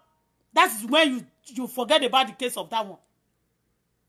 You o ti tumele báyìí sin wa ma lo ra le kò ní dá fún ẹ o ní gbélé yẹn mi e ko ló máa gbé bẹ̀ lórúkọ Jésù tó bá ti pa àwọn èèyàn lẹ́kún láti sọ pé ó fẹ́ build o ní jèrè nǹkan tó kó jọ yẹn o ní jèrè ẹ̀ lágbára Ọlọ́run tó ń ṣépè fún àwọn ọmọ ọlọ́mọ ìwọ tó lójoojúmọ́ tí bá ti ń ṣépè lórí Facebook òun ló mọ̀ sọ pé ẹ má ṣe pé òun ṣépè tó lóun ló ń bẹ àwọn èèyàn sí mi gbogbo àwọn tó ti bẹ̀ sí mi kó dà mí láàmú gbogbo wọn pátápátá ló máa ṣòfò sọnù àṣírí yín ò ní bò mọ́ ọ̀run máa mú yín so etí United Nations bá rí mú gbogbo yín pátá lẹ máa kúkú òjijì lẹ máa kúkú ọ̀fọ̀ lẹ máa kúkú rádàdàdà rédèrèdè ló máa ń gbẹ̀yìn òṣùpá ló máa gbẹ̀yìn yín ẹni láyọ̀ mọ́ gbogbo injection ìbànújẹ́ tẹ́ ń jẹ́ sí ayé àwọn èèyàn tẹ́ ń pa àwọn èèyàn lẹ́kún tẹ́ ń gbomi lójú wọn ọ̀run á gbomi lójú gbogbo yín ẹ ò ní yọ̀ mọ́ inú abímọ kò kì í dùn lágbára Kristi aṣọ yín máa pọ́n kú ni ọjọ́ yẹn náà torí mo ti wọ track down òun náà ti lọ wọ gúúsì torí pé mo wá ní ẹ wo bàtà mi òun náà ti lọ ṣe ń jọ́kejì oníkan máa wo bàtà òun fẹ́ẹ̀kì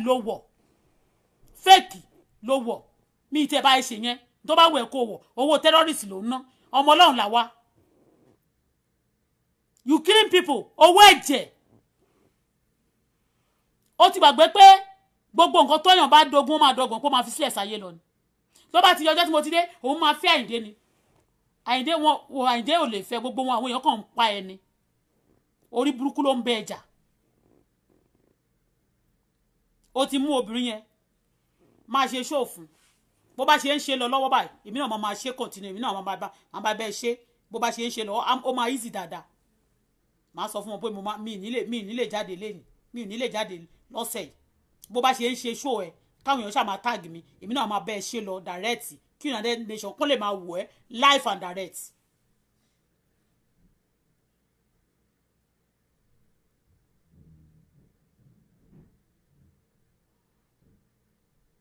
Everybody you just drag them to the social media wà ní you a blogger ò ṣe bá ṣe fún mi beauty wọ̀nyí gbogbo wọn máa kó cream fún ẹ kó má bàa bú wọn orí ẹ ti burú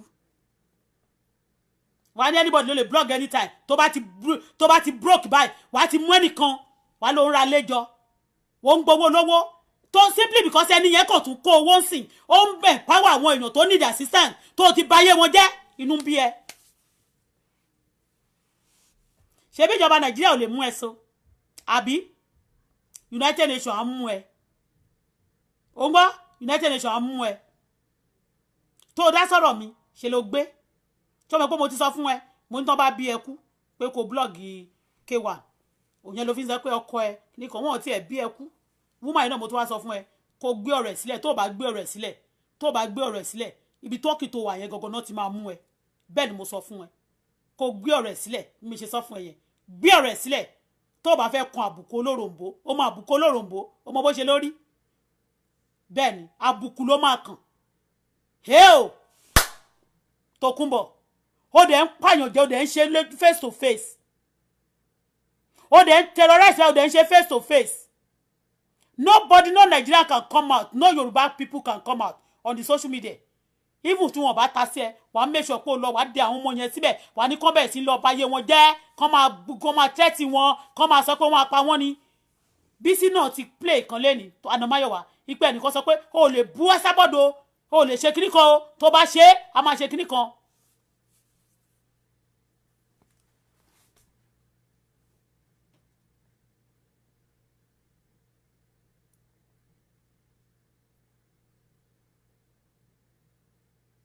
Don't comment anything síbí o kò ń ṣeré ni mò ń sọ United Nations is watching o ẹ má rò pé gbogbo ọjọ́ tó máa ti ń ṣe gbogbo òṣì tó ń ṣe lórí social media yẹn tẹ́ sọ pé kò sẹ́ni tó lè kọ́ bù yín you bully anybody you kill anybody you do anything anyhow enough is enough of rubbish.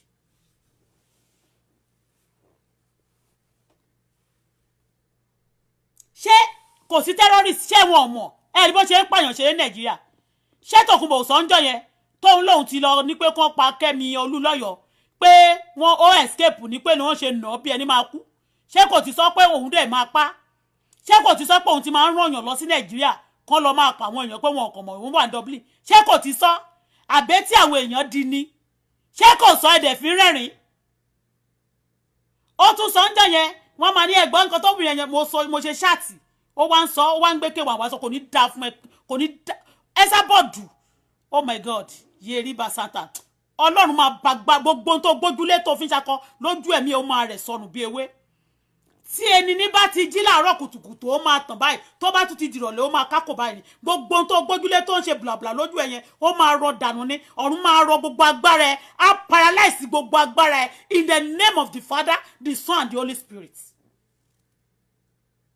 ṣé o mọ̀ pé wọ́n sọ pé o lágbára gan èmi ò ní agbára kankan ṣùgbọ́n agbára Kristi agbára Ọlọ́run tó dá ayé àti ọ̀run tó ń gbé inú mi àti àṣẹ ọ̀rọ̀ ní àtètèkọ́ṣe ni ọ̀rọ̀ wà ọ̀rọ̀ sì wà pẹ̀lú Ọlọ́run ó ní ká pàṣẹ nǹkan láyé ó máa fìdí ẹ̀ múlẹ̀ lọ́run mo pàṣẹ sínú ayé ẹ̀ lónìí gbogbo ohun tó gbójúlé tó fi ń ṣe bí alágbára gbogbo ohun tó gbójúlé tó fẹ̀yìntì tó fi ń ṣe bí Gòláyátì ọ̀run bàjẹ́ mọ́ ẹ lójú ọ̀run gba agbára lọ́wọ́ ẹ ọ̀run rẹ̀ lóye ẹ páyà orí Facebook tó ló jẹ́yìn ọ̀run gbàgá nídìí ẹ ọ̀run ṣí àga ẹ sọ̀rọ̀ àgọ́ ẹ ilé agbára ẹ wólulẹ̀ iná jó dànù.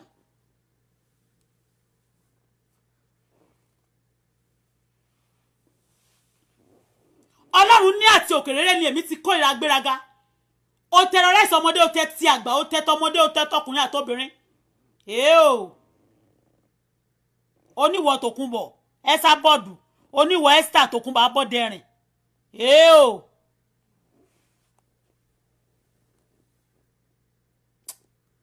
lágbára Kristi ọ̀run padà lẹ́yìn ẹ̀ Ọlọ́run padà lẹ́yìn ẹ̀ torí ó ti ṣe ìgbéraga sí Ọlọ́run ló ní agbára gan Ọlọ́run ò kì í fẹ́ kéèyàn sọ pé òun ní agbára torí gbogbo agbára láyé àti ọ̀run ó ti wọ́wọ́ Ọlọ́run nìkan ló wà ọjọ́ tí ẹnikẹ́ni bá ti lanu ẹ̀ pé òun ní agbára nínú ṣáàtì tó ṣe lónìí ó sọ pé òun ní agbára gan ọ̀run máa sọ fún ẹ pé òun ní agbára Ọlọ́run máa fi jẹ́wọ́ orúkọ ẹ pé ọ̀lẹ ni ẹ́ pé òun gangan ní alágbára ọ̀run máa fi agbára tó ju agbára á fi ba agbára ẹ jẹ́ ó lágbára Ọlọ́run á gba agbára náà lọ́wọ́ ẹ̀ tọ́jọ́ tí èèyàn bá ti jáde tó sọ fún lójú gbogbo aráyé pé òun ní agbára ọjọ́ ìlú Ọlọ́run gba agbára lọ́wọ́ ẹ̀ agbára ó pin lọ́wọ́ ẹ̀ ọ̀run gba agbára lọ́wọ́ ó ti fi gbéraga sọ ipò ẹnu nítòótọ́ ló jẹ́ empire lórí Facebook wọn ò ń fẹnu ṣe wọn ìwọ kọ́ ló máa júwe ara ẹ̀ pé wọn ò lè máa tiẹ̀ máa júwe pé wọ́n ní empire orí Facebook àmì tó ń jẹ́ empire orí Facebook Ọlọ́run ló dá ayé àti ọ̀run ṣó ti yé yín ẹni tó dá Facebook sílẹ̀ òun kò jáde kó lóun empire orí Facebook ìwà máa jáde wàá máa lalẹ̀ o ò fẹ́ kẹ́nìbọ̀dì ṣe o ò fẹ́ kẹ́nìbọ̀dì sọ̀rọ̀ àtẹni tó wà ní Canada o àtẹni tó wà ní Dublin o àtẹni tó wà ní UK o gbogbo wọn ní Germany o gbogbo wọn kó ṣàwà London ẹ kò ní yẹ ẹ kò ní ragbá fún ẹ òfò ló máa ṣe dànù pàkó rorò èmi gan tí mo ní pàkó pikin ni mi pàkó mo bẹ́tà ẹ̀ mo rí mo bọ́tà bọ́tíṣ ni mi lẹ́gbẹ̀ẹ́ pàkó pikin a máa láwọn Abọ́dẹrìn àwọn kinní kan wò ó jẹ́ ń sọ fún ẹ mo sọ pé Ajagunna ló bí bàbá tèmi Aláàfin ọ̀run o ló máa ń jagun ṣẹ́gun orúkọ àwọn bàbá mi wọ́n máa ń fi orúkọ wọn gbé Ọlọ́run ga ni ajagun náà Ọlọ́run ló ń jẹ́ bẹ́ẹ̀ ọmọ ajagun náà ní mí tó máa ń jagun náà wọ́n pa ìwọ ní ìwọ abọ́dẹrìn ìwọ ò tiẹ̀ ṣọdẹ rárá ó tiẹ̀ tún bọ́dẹrìn ni àwọn ajagun máa ń pọdẹ ni talkless of ẹni tó bọ́dẹrìn Aláàfin ọ̀run máa pa gbogbo abọ́dẹrìn kò ní yé ó ń pa gbogbo orúkọ Nàìjíríà jẹ́ lórí social media in the world gbogbo àwọn tó ń ṣèkà tó ń ṣe yádáradá lórí Facebook gbogbo àwọn tó mọ tó kàn máa jáde wá kàn máa ní Nàìjíríà náà wá ní kàn máa ṣe bí wọ́n blog ọmọ mi ọmọ 14 years ó ní manners ó wá ní a máa gbógun àwọn olófẹ́ báyìí gbógun tiwọn ó lẹ́nu mẹ́ ó wá lóò ní voice ṣórí gbogbo àwọn tó tẹ̀lé yẹn èyí tó wà ń bí kí lorúkọ èyí tó wà ní Canada she's a terrorist ó lóun tàṣọ Canada hate terrorists Tókunbọ̀ you pretend to Dublin that you are a mad person they gave you that passport and you use that passport to do evil all over the world you've been fighting you've been bullying in London you do many things to people they call you K1 call you to Nigeria of recent gave you money begged you even celebrate you just for you to come down forget about the trouble you be giving to Nigeria and you refuse now because Nigeria don't welcome that again they don't welcome you they beg you already you now change your route you change your route to Turkey you change your route to Turkey you change your route to Turkey all right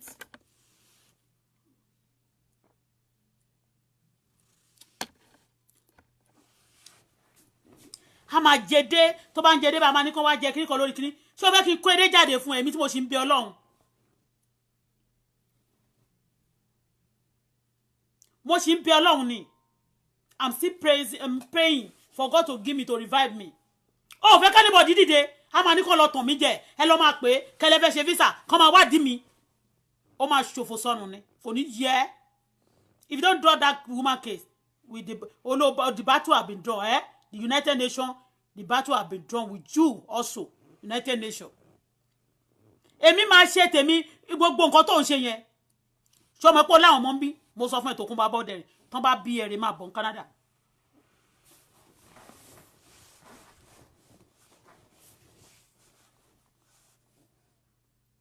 o tọ́lọ́ ti gbọ́ pé wọ́n ní kò tún mọ kàṣámù pé ó ní wọ́n sọ pé ó bímọ fún kinní kan kò tún mọ kàṣámù pé wọ́n ní ó bímọ fún kinní kan rí ó bí ìbejì fún kinní kan ó bí gbákí fún kinní kan tó àti gbọ́ story báyìí bẹ́ẹ̀ nìyẹn lówó ó bóyá nìyẹn gentle ẹja blog ẹ̀ ká gbowó lọ́wọ́ ẹ̀ fún mi beauty wọ̀ ó ní tà mọ́ òkúta máa bẹ́ ẹ gbogbo àwọn òkùnkùn orí burúkú tẹ kó jọ yàn ọ̀run máa tú yín láṣìírí eléyìn así olójú jíjìbì sàárẹ̀ ajá ó dàbí European pig àwa ku àtíkè funfun sọ gbogbo ojú ti jẹ tán onírasẹ̀ ọ̀rẹ́ terrorist second apanilẹ́kúnjayé àwọn ọlọ́mọ máa búyàn pé olóróbò nínú òbó yín gan rùn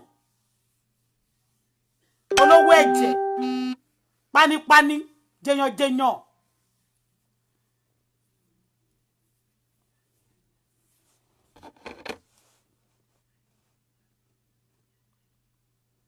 a ní kó máa pè mí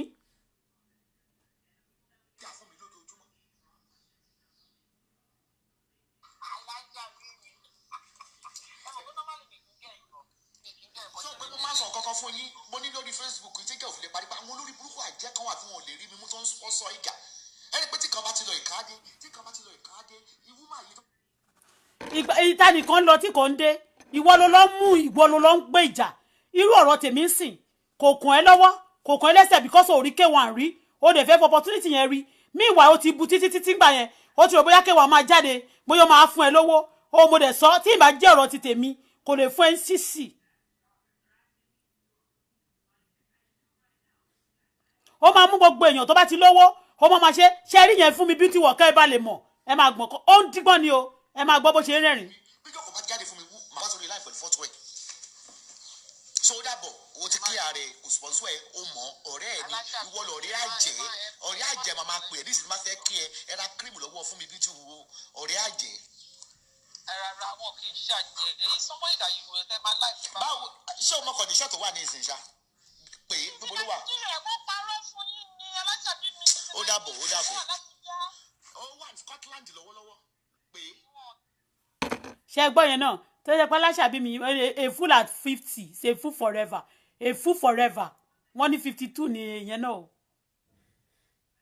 Ó máa jókòó mọ́ ìyá aṣọ kan báyìí mo ti ẹ̀kọ́ máa tí rí tó máa ń ṣe gbẹ́gbẹ́ ó dàbí àmọ́ bóyá wọ́n ti fún lóògùn panashap dídí rìn.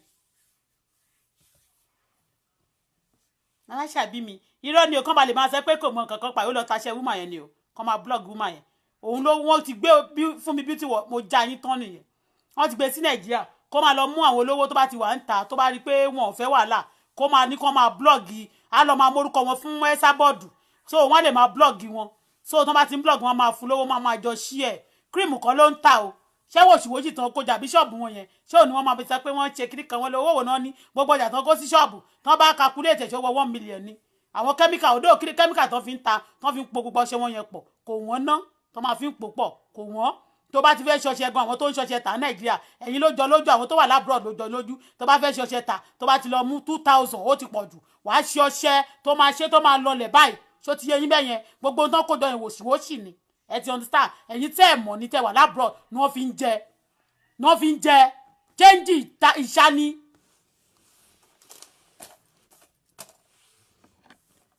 wọ́n bá yé àwọn èèyàn jẹ́ má sọ pé bóyá wọ́n mẹ́nu bá business bùkọ́ bọ́jà wọn báwọn kan ṣe wà wọn ò fẹ́ kẹ́nìbọ̀dì àní wọ́n máa many people náà máa pè wọ́n lè ní kó pè mí lóru ẹ́sà bọ́ọ̀dù yìí ni ó lè ní kó máa pè mí lóru kó máa jẹ́ kéèyàn sinmi olórí burúkú old cargo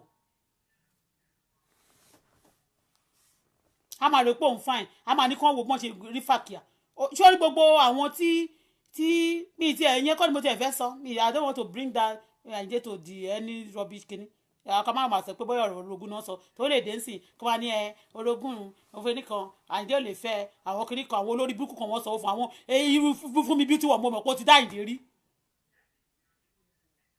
kí ló kàn mí pẹ̀lú yẹn anybody tó lè fi ohun tó lè lọ ohun tó bò bá yan onímọ̀ anybody òun ní ẹgbẹ́ ti máa ń sọ pé àdògán ló bóyin anybody ló lè kigi sí that's your own cup of tea. ó ló lọ taṣẹ́ woman yẹn náà wọ́n máa fẹ́ fi woman yẹn pa ṣáyó wọ́n máa fẹ́ fi woman yẹn pa ní kó máa ṣe lọ òun náà tún pè wọlé kó ṣe bí ipò ṣe kiri kan wọ́n fẹ́ gbowó lọ́wọ́ woman yẹn ni. woman yẹn nítòótọ́ woman yẹn lè ti jẹ́ pé ẹni tó ti máa ń fún yàn lówó kan ti gbọ́ pé ó ń fún àwọn èèyàn kan lówó kò tí ì fóun ó lè ṣe bó ló lówó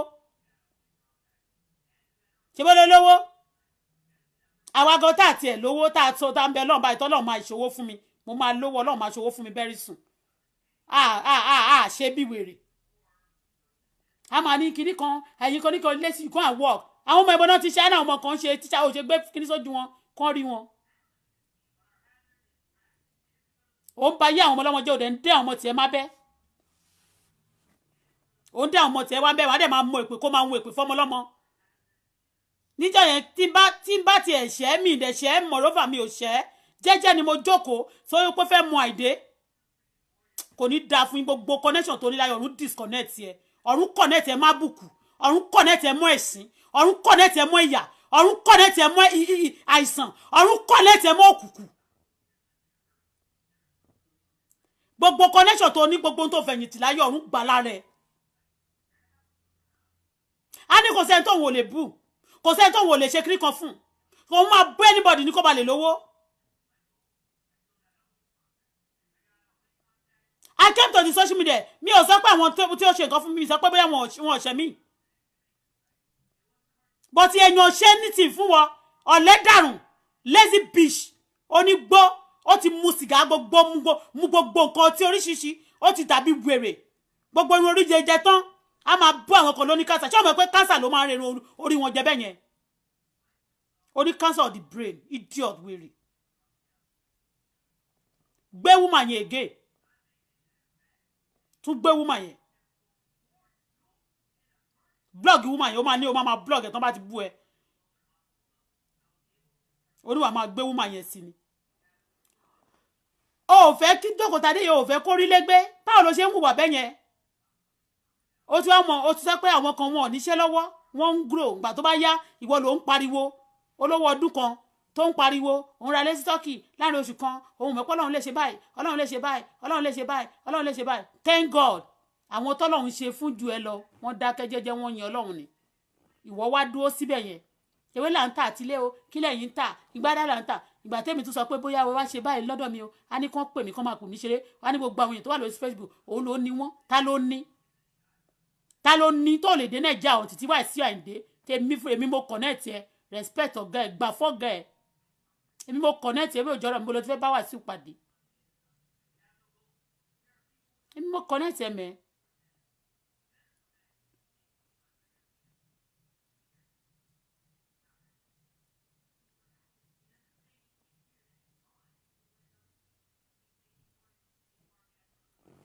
You are a terrorist. Ẹjọ́ tí ẹ kájà máa report ẹ̀ fún United Nations tí wọ́n bá tún ṣe kó dárúkọ mi lọ́la o tó máa ní àwọn wo náà fẹ́ sọ àwọn alákìísà àkísà ló ń wọ̀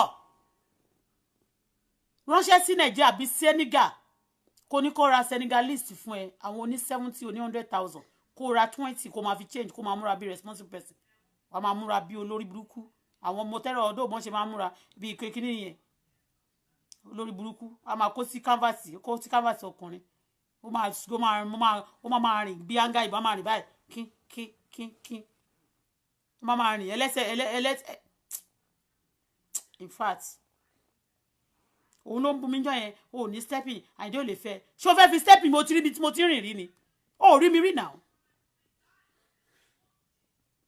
ìwọ tó jẹ́ pé ṣe ló máa ń rìn bí anga ìbò ẹsẹ̀ kan tó dà pẹ́ lẹ́sẹ̀ bí ẹsẹ̀ kọ́kọ́rọ́ àsàlátù sorry ẹ máa ń dẹ pé mo dá àsàlátù mo dárúkọ àsàlátù sí kọ́kọ́rọ́ àsàlátù o mọ̀ pé tán bá àsàlátù kan wà níbi ọ̀dọ̀ ilé wa ń gbà yẹn ó máa ń kọ́kọ́rọ́ ẹ̀ wọ́ sẹ́gbẹ̀ẹ́ bá ó máa ń tóbi ẹ̀mọ̀ kan máa ń lo kọ́kọ́rọ́ tó pé ibẹ̀ yẹn fẹ̀ àwọn ẹsẹ̀ bí ẹsẹ̀ kọ́kọ́rọ́ àsàlátù.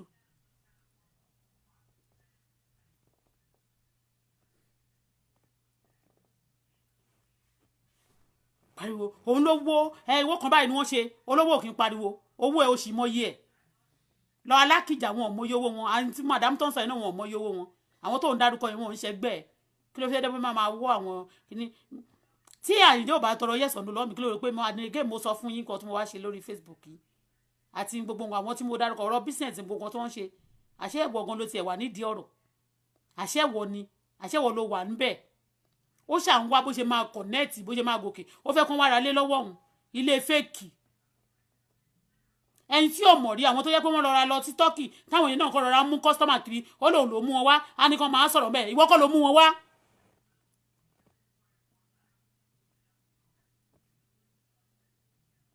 ó rí pé àwọn yẹn gan tó ń mú ẹ lọ sí restaurant wọ́n mọ̀ ẹ́ wọ́n kàn fẹ́ ta lé wọn ni ó gbọ́ tó sọ pé kíní kan lọ́ọ̀fù ni kíní kan ó ṣà ń wá lọ́ọ̀fù tó bá fẹ́ lọ́ọ̀fù èèyàn tó bá fẹ́ lọ́ọ̀fù wá kọ́kọ́ lọ́ọ̀fù ara ẹ̀ wá tún lọ́ọ̀fù àwọn èèyàn you don't love anybody. Who is going to love people like you? Tẹ́nìkan bá ṣe nǹkan èmi ń sì ló tiẹ̀ fẹ́ máa copy jẹ́ kí n sọ tó tọ́ fún ẹ mo mọ̀ pé o ti ń copy mi láti ọjọ́ tí mo ti dé. a máa ní ìkíní kan tó bá láti ò láṣọ wọn láṣọ ò pé méjì èmi ó mo lọ bèrè gbogbo àwọn design àwọn tó ń taṣọ tó wọ́n Nàìjíríà kì í ṣe àná o ilé mi sì wà ń bẹ̀ àwọn dátì tọ́lọ́run dẹ̀ máa tún ṣe fún mi. bí mi ò tiẹ̀ tí nílé gan tí ò tiẹ̀ tí nílé mi ò lè tó torí ẹ̀ sọ pé bóyá mo fẹ́ jí sọ̀rọ̀ ìwọ kì í ṣe irú ọlá tiẹ̀ mo fẹ́ fi tọrọ láyé mi.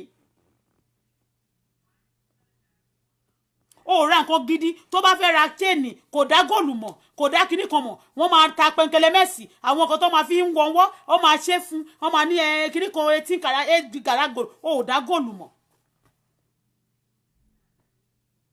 tó bá ti dé sí kó lọ Dubai kó lọ síbi tí wọ́n ti ń ta gold kó ra oní 3,000 pounds kó gbé síta kó lọ ra àwọn Senegal kó lọ ra àwọn palm àwọn bàtà Italian gidi kó ra àwọn bàtà Italian àwọn bàtà tó le tán fawọ́ ṣe kó lọ sí kó lọ sí Spain kó ra àwọn bàtà ìtẹ̀lẹ̀ slippers obìnrin máa ń wọ̀ kó wọ̀ kó ṣe madam. kó yẹ kó aago ọkùnrin sọ́wọ́ àwọn aago tí wọ́n tó obtain lára àwọn ọmọ ewé àbáwọn ọmọ tó bẹ́ẹ̀ sùn. bọ́ì kan bíbà yìí ló mí ò kàn ń gbé ọ̀rọ̀ èèyàn ni bọ́ì kan tó wà ní Canada ń bíbà yìí ó wà lórí ó ń wò mí mi ṣe ń sọ̀rọ̀ yìí ó wà ní Canada ó lòun ṣiṣẹ́ ló ń bẹ́ẹ̀ sùn nígbà tó wá sí Canada ń bíbà. ara máa kún ẹ kiri ọkọ ẹ ó wà mẹ́yẹn ìwà ẹ náà tókùnrin bá ń wù ẹ mi ò mọ wèrè orí ẹ ṣáwọn tó lọ bá mẹ́yẹn wọn ò fẹ́ bá ẹ sùn ni wọ́n kàn fẹ́ bá ẹ ṣòwò wọn ò ta sí ẹ wọ́n máa rọ̀ mọ́ wọn wà láàrin kinní kan wọ́n rò pé èèyàn gidi ni ẹ ń sìn ó ti kó bá wọn ó mà ti kó bá wọn o ṣé ló kó bá wọn.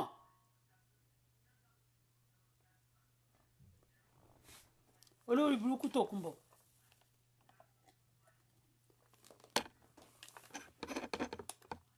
mo sọ pé tó bá ti jáde fún tó bá ti ń gbé gbogbo àwọn olówó Nàìjíríà Fúnmi Beauty World ẹ̀yin èèyàn ẹ ṣọ́ra fún Fúnmi Beauty World yẹn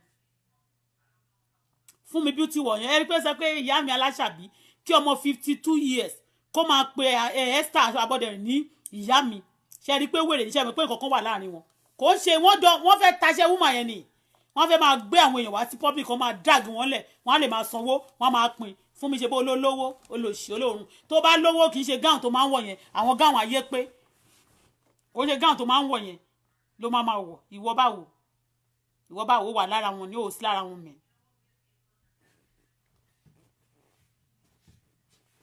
a máa ní Àyìndé wọ́n fẹ́ ṣe kiri kan táyìndé bá dákú sílẹ̀ gan ọlọ́run ò ní jó kú báyìí kò dẹ̀ ní ṣàìsàn tó bá dákú sílẹ̀ kò lè fọwọ́ kàn ẹ́ Esther òórùn.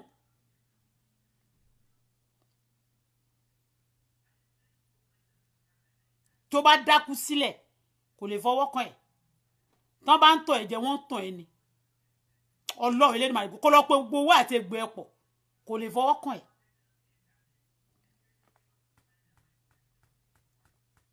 ìwọ tó rí face to face tó dìde báyìí tó sọ pé iye ìyàwó mi Fathia ẹ̀dùfẹ́ mi mo ti ìgbà tí mo ti hùkù báyìí tó relax báyìí tó fẹ̀yìntì táyé ẹ̀ fọ́ tó fi ẹ́ pa face to face Àyìndé máa rẹ́ lò mí face to face báyìí kò ní sọ̀rọ̀ Fathia for that moment tó bá fẹ́ jẹṣẹ́.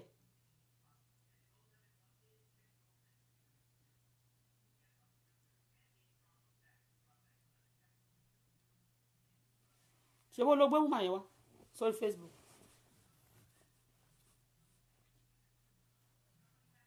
tó bá ti gbé oní àwọn tó ń terrorize lórí Facebook ìwọ ni terrorist ó lè gbé tó bá sọ̀rọ̀ máa gbé gbogbo terrorist kiri tí mo ṣe fún ẹ̀ máa gbé wálẹ̀ mi ì lè gbé kankan wálẹ̀ tí mo gbé tìjọ́ sí gan mo gbé pamọ́ ni àwọn tí mo gbé kúrò tí mo ṣe fún ẹ mo gbé pamọ́ ni mi ì gbé wálẹ̀.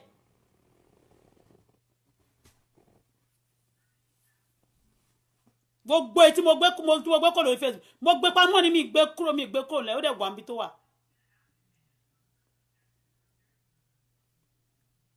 ẹ̀yin èèyàn ẹ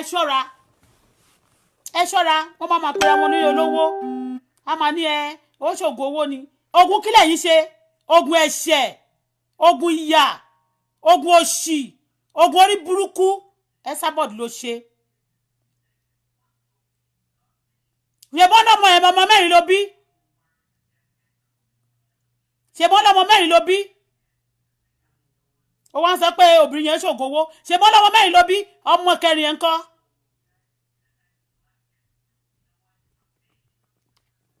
ìkẹrin ọmọ yẹn ń kọ́ ó ṣe lọ Nàìjíríà nígbà tó dé Nàìjíríà tó ń tún sọ ní plane dé Nàìjíríà ó ṣe lọ wò ó níbi tán ló wà wicked mother. bí ọmọ mi bí mo ṣe sọ pé ó stop mọ́tò tí mo lọ ṣe oríṣiríṣi mo ra mọ́tò fún mo tún ṣe wedding fún mo tún ra mọ́tò fún mi ì máa gba mọ́tò lọ́wọ́ ẹ̀ bí mo ṣe wà mo ó wà lórí fóònù mi bí i gbogbo picture mi kàn fẹ́ dá sórí kinní ni mo ń wo welfare mo ẹ̀rí kábàlẹ̀ mọ́ pé mo ń pèrè gbogbo bí nǹkan ṣe lọ and it's okay. ìwọ ọmọ odidi ọmọ kúrò lọ́wọ́ ẹ̀ odidi ọmọ mà ní o máa ṣe tán wàá máa pèèyàn ní wèrè wàá máa pèèyàn ní ológun owó kí ló ṣe ológun ẹ̀jẹ̀ ológun ìkà àwọn lòun mọ̀ pé òun lè lówó mọ̀ òun mọ̀ pé òun lè ṣe kíní kan mọ̀ odidi ọmọ ló lọ lò náà odidi ọmọ ìwọ tó bá ti pọmọ ẹ jẹ kí ló dé tó ní pọmọ lọ́mọ ìwọ tó ń tẹrọ rẹ tó kí lọ́mọ ẹ tó dájú tó pọmọ ẹ tẹ́mì anybody ò jẹ́ lójúmọ́ ọ̀dájú ìkà burúkú wicked soul wicked people like you go to hell.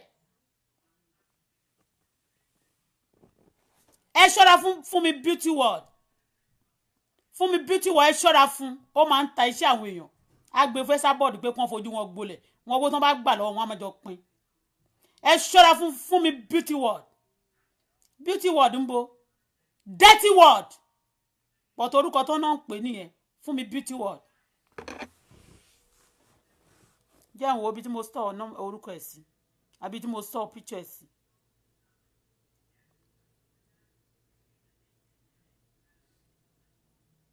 ó lóun máa jáde fún ni ẹ wo bó ṣe sad ẹ rójú Tòkunbọ̀ bó ṣe sad ní look at her face so sad ẹ mọ orúkọ bẹ́ẹ̀ yẹn torí pé kò fẹ́ kí àwọn èèyàn yẹn ní ilé mọ́ ìwọ́dẹ̀ ló ń ra lé kò fẹ́ kẹ́nìbọ̀dì ní anything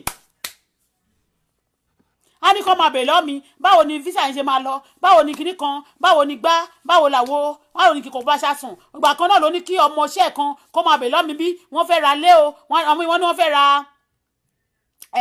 wọ́n fẹ́ ra mọ́tò kémi bá wọn lọ kinní kan wọ́n ra mọ́tò ọmọ tó wà ní Canada mo ní òkè tó bá fẹ́ ra mọ́tò sanwó sàkáǹtì mi mọ́tò tó bá fẹ́ máa mú fún NCC a máa ní káwọn èèyàn máa bèèrè lọ́ mi bóyá mo ní ilé bóyá mo ní mọ́tò yẹn tó tọ́ bóyá kinní yẹn rí bóyá gbá rí bóyá wò rí bóyá kò bá wa ṣàsùn rí ẹ̀rí ń jọ yẹn tí mo gbé Àyìndé síbẹ̀ ọjọ́ kejì ẹ̀rí bó ṣe fi bad ó fi passport ẹ̀wọ̀n ìlúkìlú lòun lè dé òun máa bá wọn lọ market ilé yẹn òun lè ṣe kíní gan òun wá ẹni tó máa jọ join owó papọ̀ táwọn máa jọ máa ṣe business Àyìndé ò lè gbé kọ́bọ̀ fún ẹ ìyálà yẹ àwọn ẹni tó olórí Abọ́dẹrìn tó kọ́rẹ́ǹtì kò lè gbá Àyìndé dégbé kò lè Àyìndé ò lè bá ṣòwò débi ìwọ rí fra ìwọ tó jẹ́ pé nùnẹ́ títì ni ẹ tó ń pè ẹ ní kan bàbàrà àwọn èèyàn tí ò mọ̀ ẹ ní ẹbẹ̀ yẹn bóyá wọ́n kò lè rí ẹ bí wọ́n kò rò pé gbogbo èèyàn ní káwọn polówó fún normal bí wọ́n ṣe ń pe everybody nìyẹn pé kó wá darapọ̀ mọ́ wọn torí wọ́n mọ̀ pé Nàìjíríà lówó they can bring a lot of people to them in tó wá sọ di bàbàrà pé òun ní ẹnìkan ní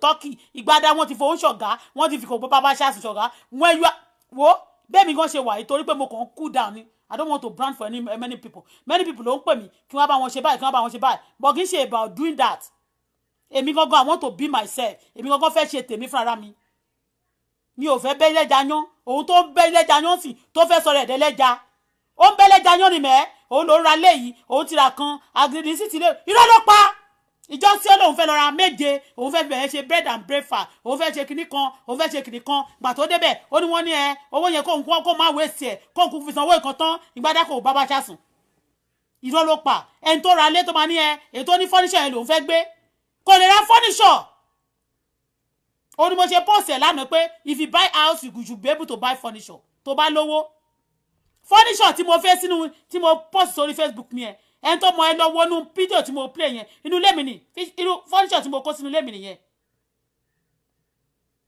chandelier kò mọ nǹkankan this woman doesn't know anything and she be bossing olówó ni òun o àwa tá tiẹ̀ tí ìrówó tá ń bẹ lọ́hùn àti ẹ̀ mọ̀ olówó lòun o onígbà lòun o oníkòkò bàbá ṣáṣun lòun o onítàmọ̀dù lòun o òòrò lówó ni òòrí ilé Àyìndé mọ́ ṣe ni òòrí kíchì ẹ̀ ni òòrí gbogbo ibi tó kó àwọn ẹ̀dìyẹ tó kó àwọn kíní sí òòrí àgbàlá ni òòrí àwọn ọkọ̀ tán pọ̀ sílẹ̀ ni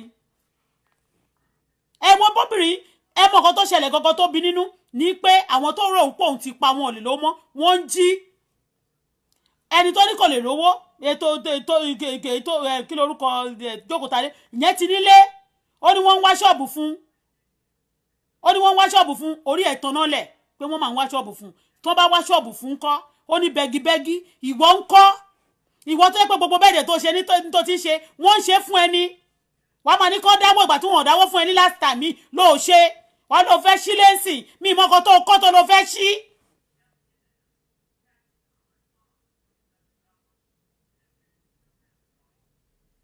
ó ra lé bọ́ǹdì ó ti sanwó tó ń purọ́ 70 jọ sí ó kọ́kọ́ sòótọ́ 20 lòún san ó san kìíní kan iye tó bá ti ẹ̀wọ́ ẹ̀ kò san that's your headache ó pọ́ ọmọ Tòkunbọ̀ ó pọ́ ọmọ 100 ọdún ó ti fẹ́ pọ́ ọmọ 100 ọdún Tòkunbọ̀ ó mọ̀ pọ́ ọmọ 100 ọdún ìgbà ni ó ṣẹ̀ṣẹ̀ ara kẹ̀kẹ́ ó ṣẹ̀ lọ ra ilé àlòkù ó ṣẹ̀ lọ ra ilé tí í ṣe pé ìwọ gan kọ́ ló kọ́ ilé bọ́ǹdì Tòkunbọ̀ ìgbà tó fẹ́ pọ́ ọmọ 100 ọdún ó lọ sílùú Tọ́kì ó lọ ra ilé tí ilé bọ́ǹdì oníkọ́ba ẹgbẹ́ fúláàgì síwájú ẹ bọ́ǹdì ẹ lélẹ́yìí kíníkan lélẹ́yìí ìgbà lélẹ́yìí kíníkan lélẹ́yìí scammer terrorist ìwọ nìkan ni killer ìwọ nìkan ni terrorist ìwọ nìkan ló lè ìwọ nìkan kí ló dé ẹni tó bá ti bímọ sílẹ̀ kò ń ṣèkà ó bímọ sílẹ̀ òun dóró ìwọ máa jẹ orú ẹ̀ ìwọ ló máa jẹ nǹkan ìfúnra rẹ̀ you will eat it by yourself. You will eat your evil by yourself. Enough is enough of terrorism. Enough is enough of killing. Say no to Tòkunbọ̀ terrorist. Tòkunbọ̀ is a terrorist. Kó tún wá bú mi o, ẹlẹ́nu kìtìpà. Ó ní bó ṣe ṣàyà gidigba, bó ṣe gbá, bó ṣe ṣàwo. Ṣó ti yé? gbogbo ohun tó ní ló máa fi ń búyàn lára èèyàn kò sárúgbó ń Ghana á bá ṣe kíní nǹkan tán náà á ṣe báyìí.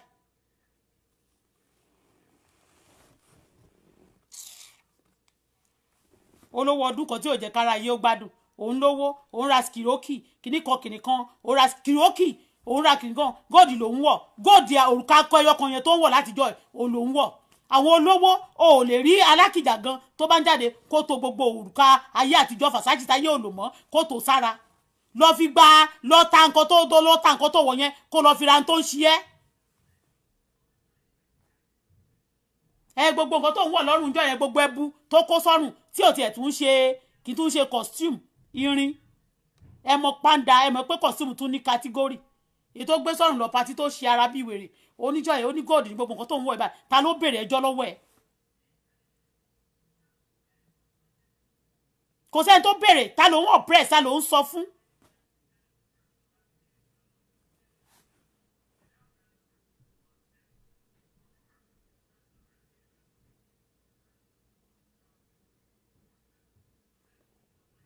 a máa lóun gbádùn ó lọ sí Chinese kìnnì kan ta ló anybody anything tó anybody ń jẹ nínú ilé ẹ̀ táwọn èèyàn wá ẹni tó bá wà òkè kò kí ń pariwo bó ṣe ń pariwo yẹn ó lọ fẹ́ gbé woman yẹn wá èmi ò lọ́rọ̀ púpọ̀ ọba ẹ̀sìn wọn nìyẹn tó bá ti bí ẹrẹ kó o máa gbé woman yẹn máa gbé a máa report mo ti report ẹ adẹ̀tí máa report ẹ legally ó ti wà in trouble ìwọ gangan ni terrorist original terrorist that kill people ó ti ṣe ó jà ní London you fight in London in public you dancing like this a ti ṣe yẹn sẹ́yìn a lè repeat ẹ̀ ó tún ti mélèé obìnrin yẹn fún mi beauty world mò ń wá orúkọ ẹ dáadáa màá wá orúkọ ẹ ń sìn màá bá ẹ ṣe dáadáa you a terrorist ó ń ta ṣé àwọn èèyàn ó ń bá yé àwọn èèyàn jẹ́ ọmọ olórí burúkú ni ẹ olórí burúkú ó lóun ta yamaraki àbí kí ló máa ń tà olórí burúkú wọ́n ti gbóògùn àwọn systematically àwọn àti wọ́n tún gbóògùn wá sórí Facebook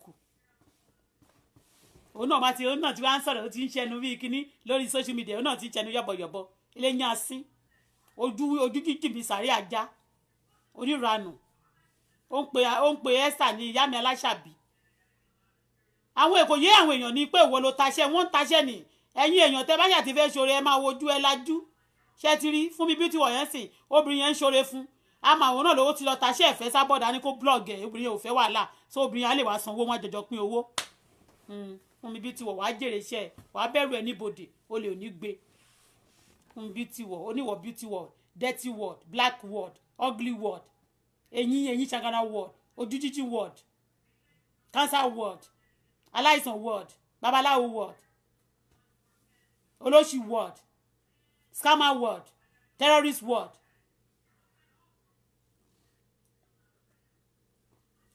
wọ́n lọ táṣí obìnrin yẹn ní mẹ́ obìnrin yẹn dẹ̀ help ẹ o wọ́n bá help wọn bọ́n ṣe máa ń ṣe nìyẹn o bọ́n ṣe máa ṣe nìyẹn o wọ́n bá gbé ẹni yẹn lọ gbé ẹnìkan kó lọ gbé nǹkan kó máa dàgẹ́ ẹni yẹn lẹ̀lẹ̀ ó ló lọ ta wá tán máa sọ fún obìnrin yẹn dẹ̀ ti pè ó ní ẹ̀ ó ti pè ń bẹ́ẹ̀ bá dẹ̀ mọ́ ẹ máa enjoy ẹ̀ gan á tún sọ pé ẹ ṣáà bá ẹ bá wá nǹkan kan ẹ kàn bá sọ̀rọ̀ á tún máa sọ fún mi yẹn ẹ kàn bá ẹ sábọ̀dù sọ̀rọ̀ ó máa wálẹ̀ ẹ máa bí ṣe máa bá sọ̀rọ̀ á máa wá nǹkan kan fún ni ẹ jẹ́ àgbà ó ń taṣẹ́ ẹ̀ ni o ní tí obìnrin yẹn bá dọ̀ wọ́n á jọjọ pin ẹ máa lẹ́ lówó olówó ná olórí burúkú òfò lẹ́ máa ṣe gbogbo ayé àwọn èèyàn tẹ́ ń bàjẹ́ tẹ́ máa lẹ́ gbowó lọ́wọ́ wọn tẹ́ máa lẹ́ máa fi owó yẹn tọmọ ẹ ní jèrè àwọn ọmọ yẹn lójú ẹ̀mí yín báyìí lágbára Ọlọ́run gbogbo ẹni tó bá ń ṣe bí tó bá jẹ́ irọ́ la pamọ́ wọ ẹ sábọ̀dù o ní o àbúrò ò ní bẹ́ẹ̀ mọ́ ṣùgbọ́n tó bá jẹ́ pé irọ́ kọ́ ni lágbára Ọlọ́run gbogbo tó kójọ yẹn ò ní jèrè ẹ̀ tó bá nínú àìsàn àti ìnira báyìí lọ́lọ́run máa fi ẹ́ sí tó ló ń fi àwọn èèyàn àdàbí tó ò bá gbomi lójú mi rí tí ọ̀rọ̀ mi ò dẹ̀ kàn ẹ́ lọ́wọ́ tí ò kàn ẹ́ lẹ́sẹ̀ tó máa ní kó lọ jókòó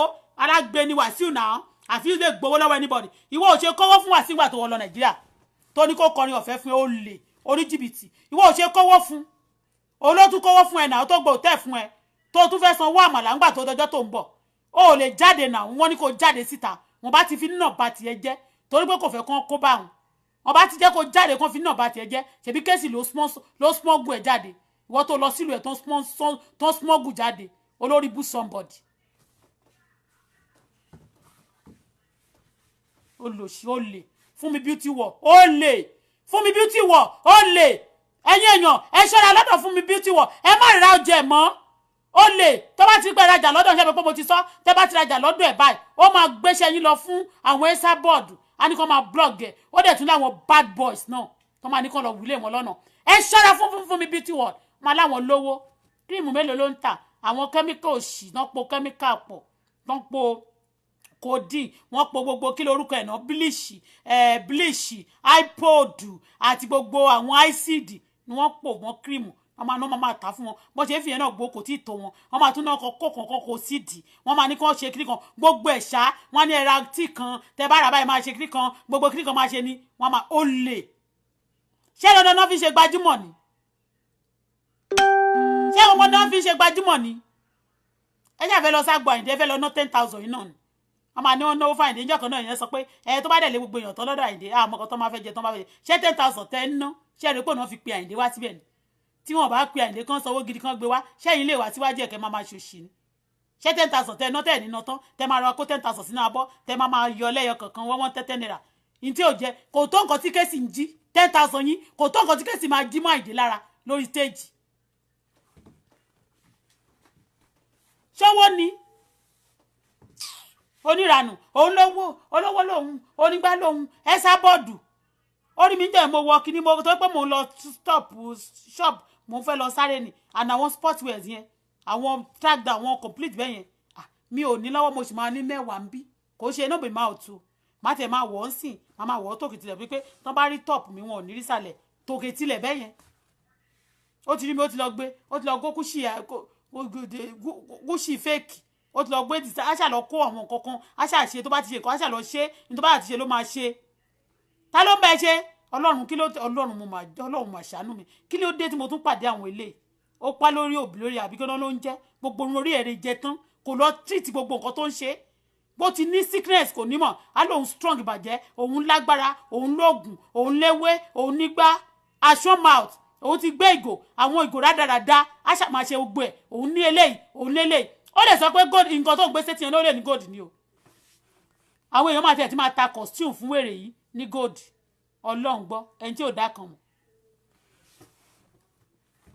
wọ́n ti máa ta costume fún ní gold kò mọ anything kò mọ mẹ̀mẹ̀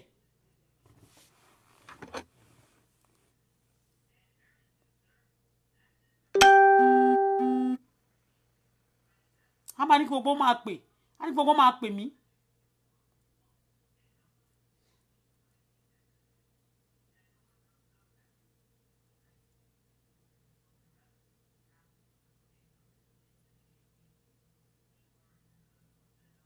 èyí tó pẹ̀rẹ̀ ní náà ní post and panda terrorist anybody under that woman she's a terrorist woman yẹn wọ́n fẹ́ set wọ́n ti set woman yẹn síṣẹ́ wọ́n fẹ́ gbé woman yẹn wá ní odò tí wọ́n saga wọ́n fẹ́ bayé ẹ̀jẹ̀ nǹkan tó ń ṣe nìyẹn fún mi beauty world that woman ẹ jẹ́ kí woman yẹn rí gbọ́ pé fún mi beauty world ló ń ta iṣẹ́ fún mi beauty world wọ́n fẹ́ gbé woman yẹn wá sínú gbogbo nǹkan tó ń ṣẹlẹ̀ lórí Facebook kó má lè gbowó lọ́wọ́ ẹ̀ kó má lè bá tiẹ̀ jẹ́ why ẹsà bọ́ọ̀dì terrorist orí ẹ ti dàrú I'm expecting you lórí burúkú wá bú mi wá sọ pé ìyá láyà nǹkan mi ì tí ì bú ẹ o eléyìí mo ì máa ṣe show fún ẹ tí máa tún mi tí kọ United Nations ti bí but you are a terrorist but anything on my chat anything on my platform is being recorded bẹ́ẹ̀ ni confirmation tó bá ti jáde báyìí tó jáde fún mi olóòní oníwùmọ̀ yẹn ló máa jáde fún tó bá ti jáde fún mọ̀ yẹn I will come out for you and I will be reporting you ni United Nations you see what you are doing to people. a ní gbogbo máa pè mí a ní kó máa monitor èèyàn kiri tó bá ń ṣiṣẹ́ a ní kó máa monitor ẹ kiri kó máa monitor ẹ kiri ojú ẹ máa fọ́ gbogbo ẹ̀yàn ọmọ òṣì tó ń rán káàkiri ẹ̀jẹ̀jẹ̀ náà ti bẹ̀ pé kó máa monitor àbí kó máa ṣe nǹkan kan fún mi lágbára olóòfò lẹ́ máa ṣe kí ọdún tó pa wọ́n máa gbé yín sin ìyá yín ẹni tó ní yín máa sin yín ni wọ́n máa fẹ́ ẹ máa ṣọ̀fọ̀ lọ́dún wọ́n máa ṣọ̀fọ̀ yín lọ́dún yìí gbogbo ẹni tó gbéṣẹ́ mi fún kó máa yọ mí lẹ́nu bẹ́ẹ̀ ni ẹ sábọ̀ ṣe ló máa gbogbo àwọn ọmọ tó kójọ yẹn ṣé wọ́n máa ní kó máa tẹ̀lé èèyàn kiri báyìí kó máa wádìí wọ́n máa pè ẹ́ ni nígbà tí jókòó ń ṣiṣẹ́ lẹ́ǹkan náà ó ti ẹnìkan ti lọ pé ló máa bẹ̀rẹ̀ sí í ṣe pé àwọn ọmọ olórí burúkú tí ìyá wọn ti kú tí ìyá wọn ti sọnù àwọn ọmọ ìran kíran kò ní ta fún gbogbo yín olórí burúkú olòṣì.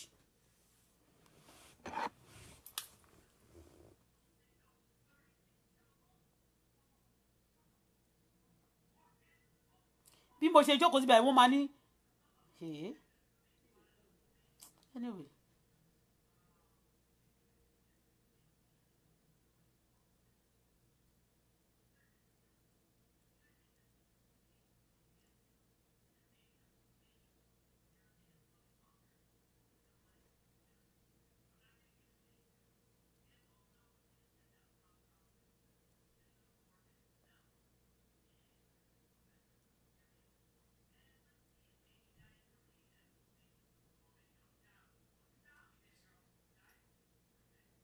máa ní kó máa taṣẹ́ ó gbé àwọn yẹn sí Nàìjíríà for now I'll be going for now lórí burúkú tó kún bọ̀ terrorist ló ń lọ ra lé ń lọ ṣe ohun tó bá wù ẹ́ kó rà.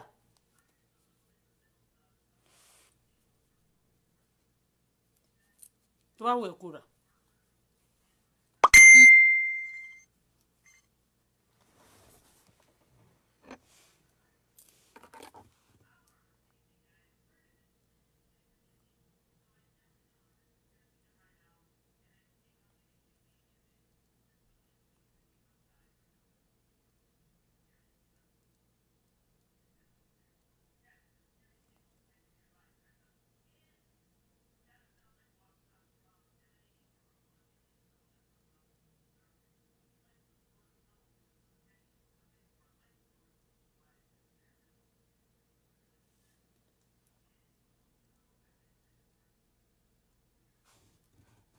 Thank you for now.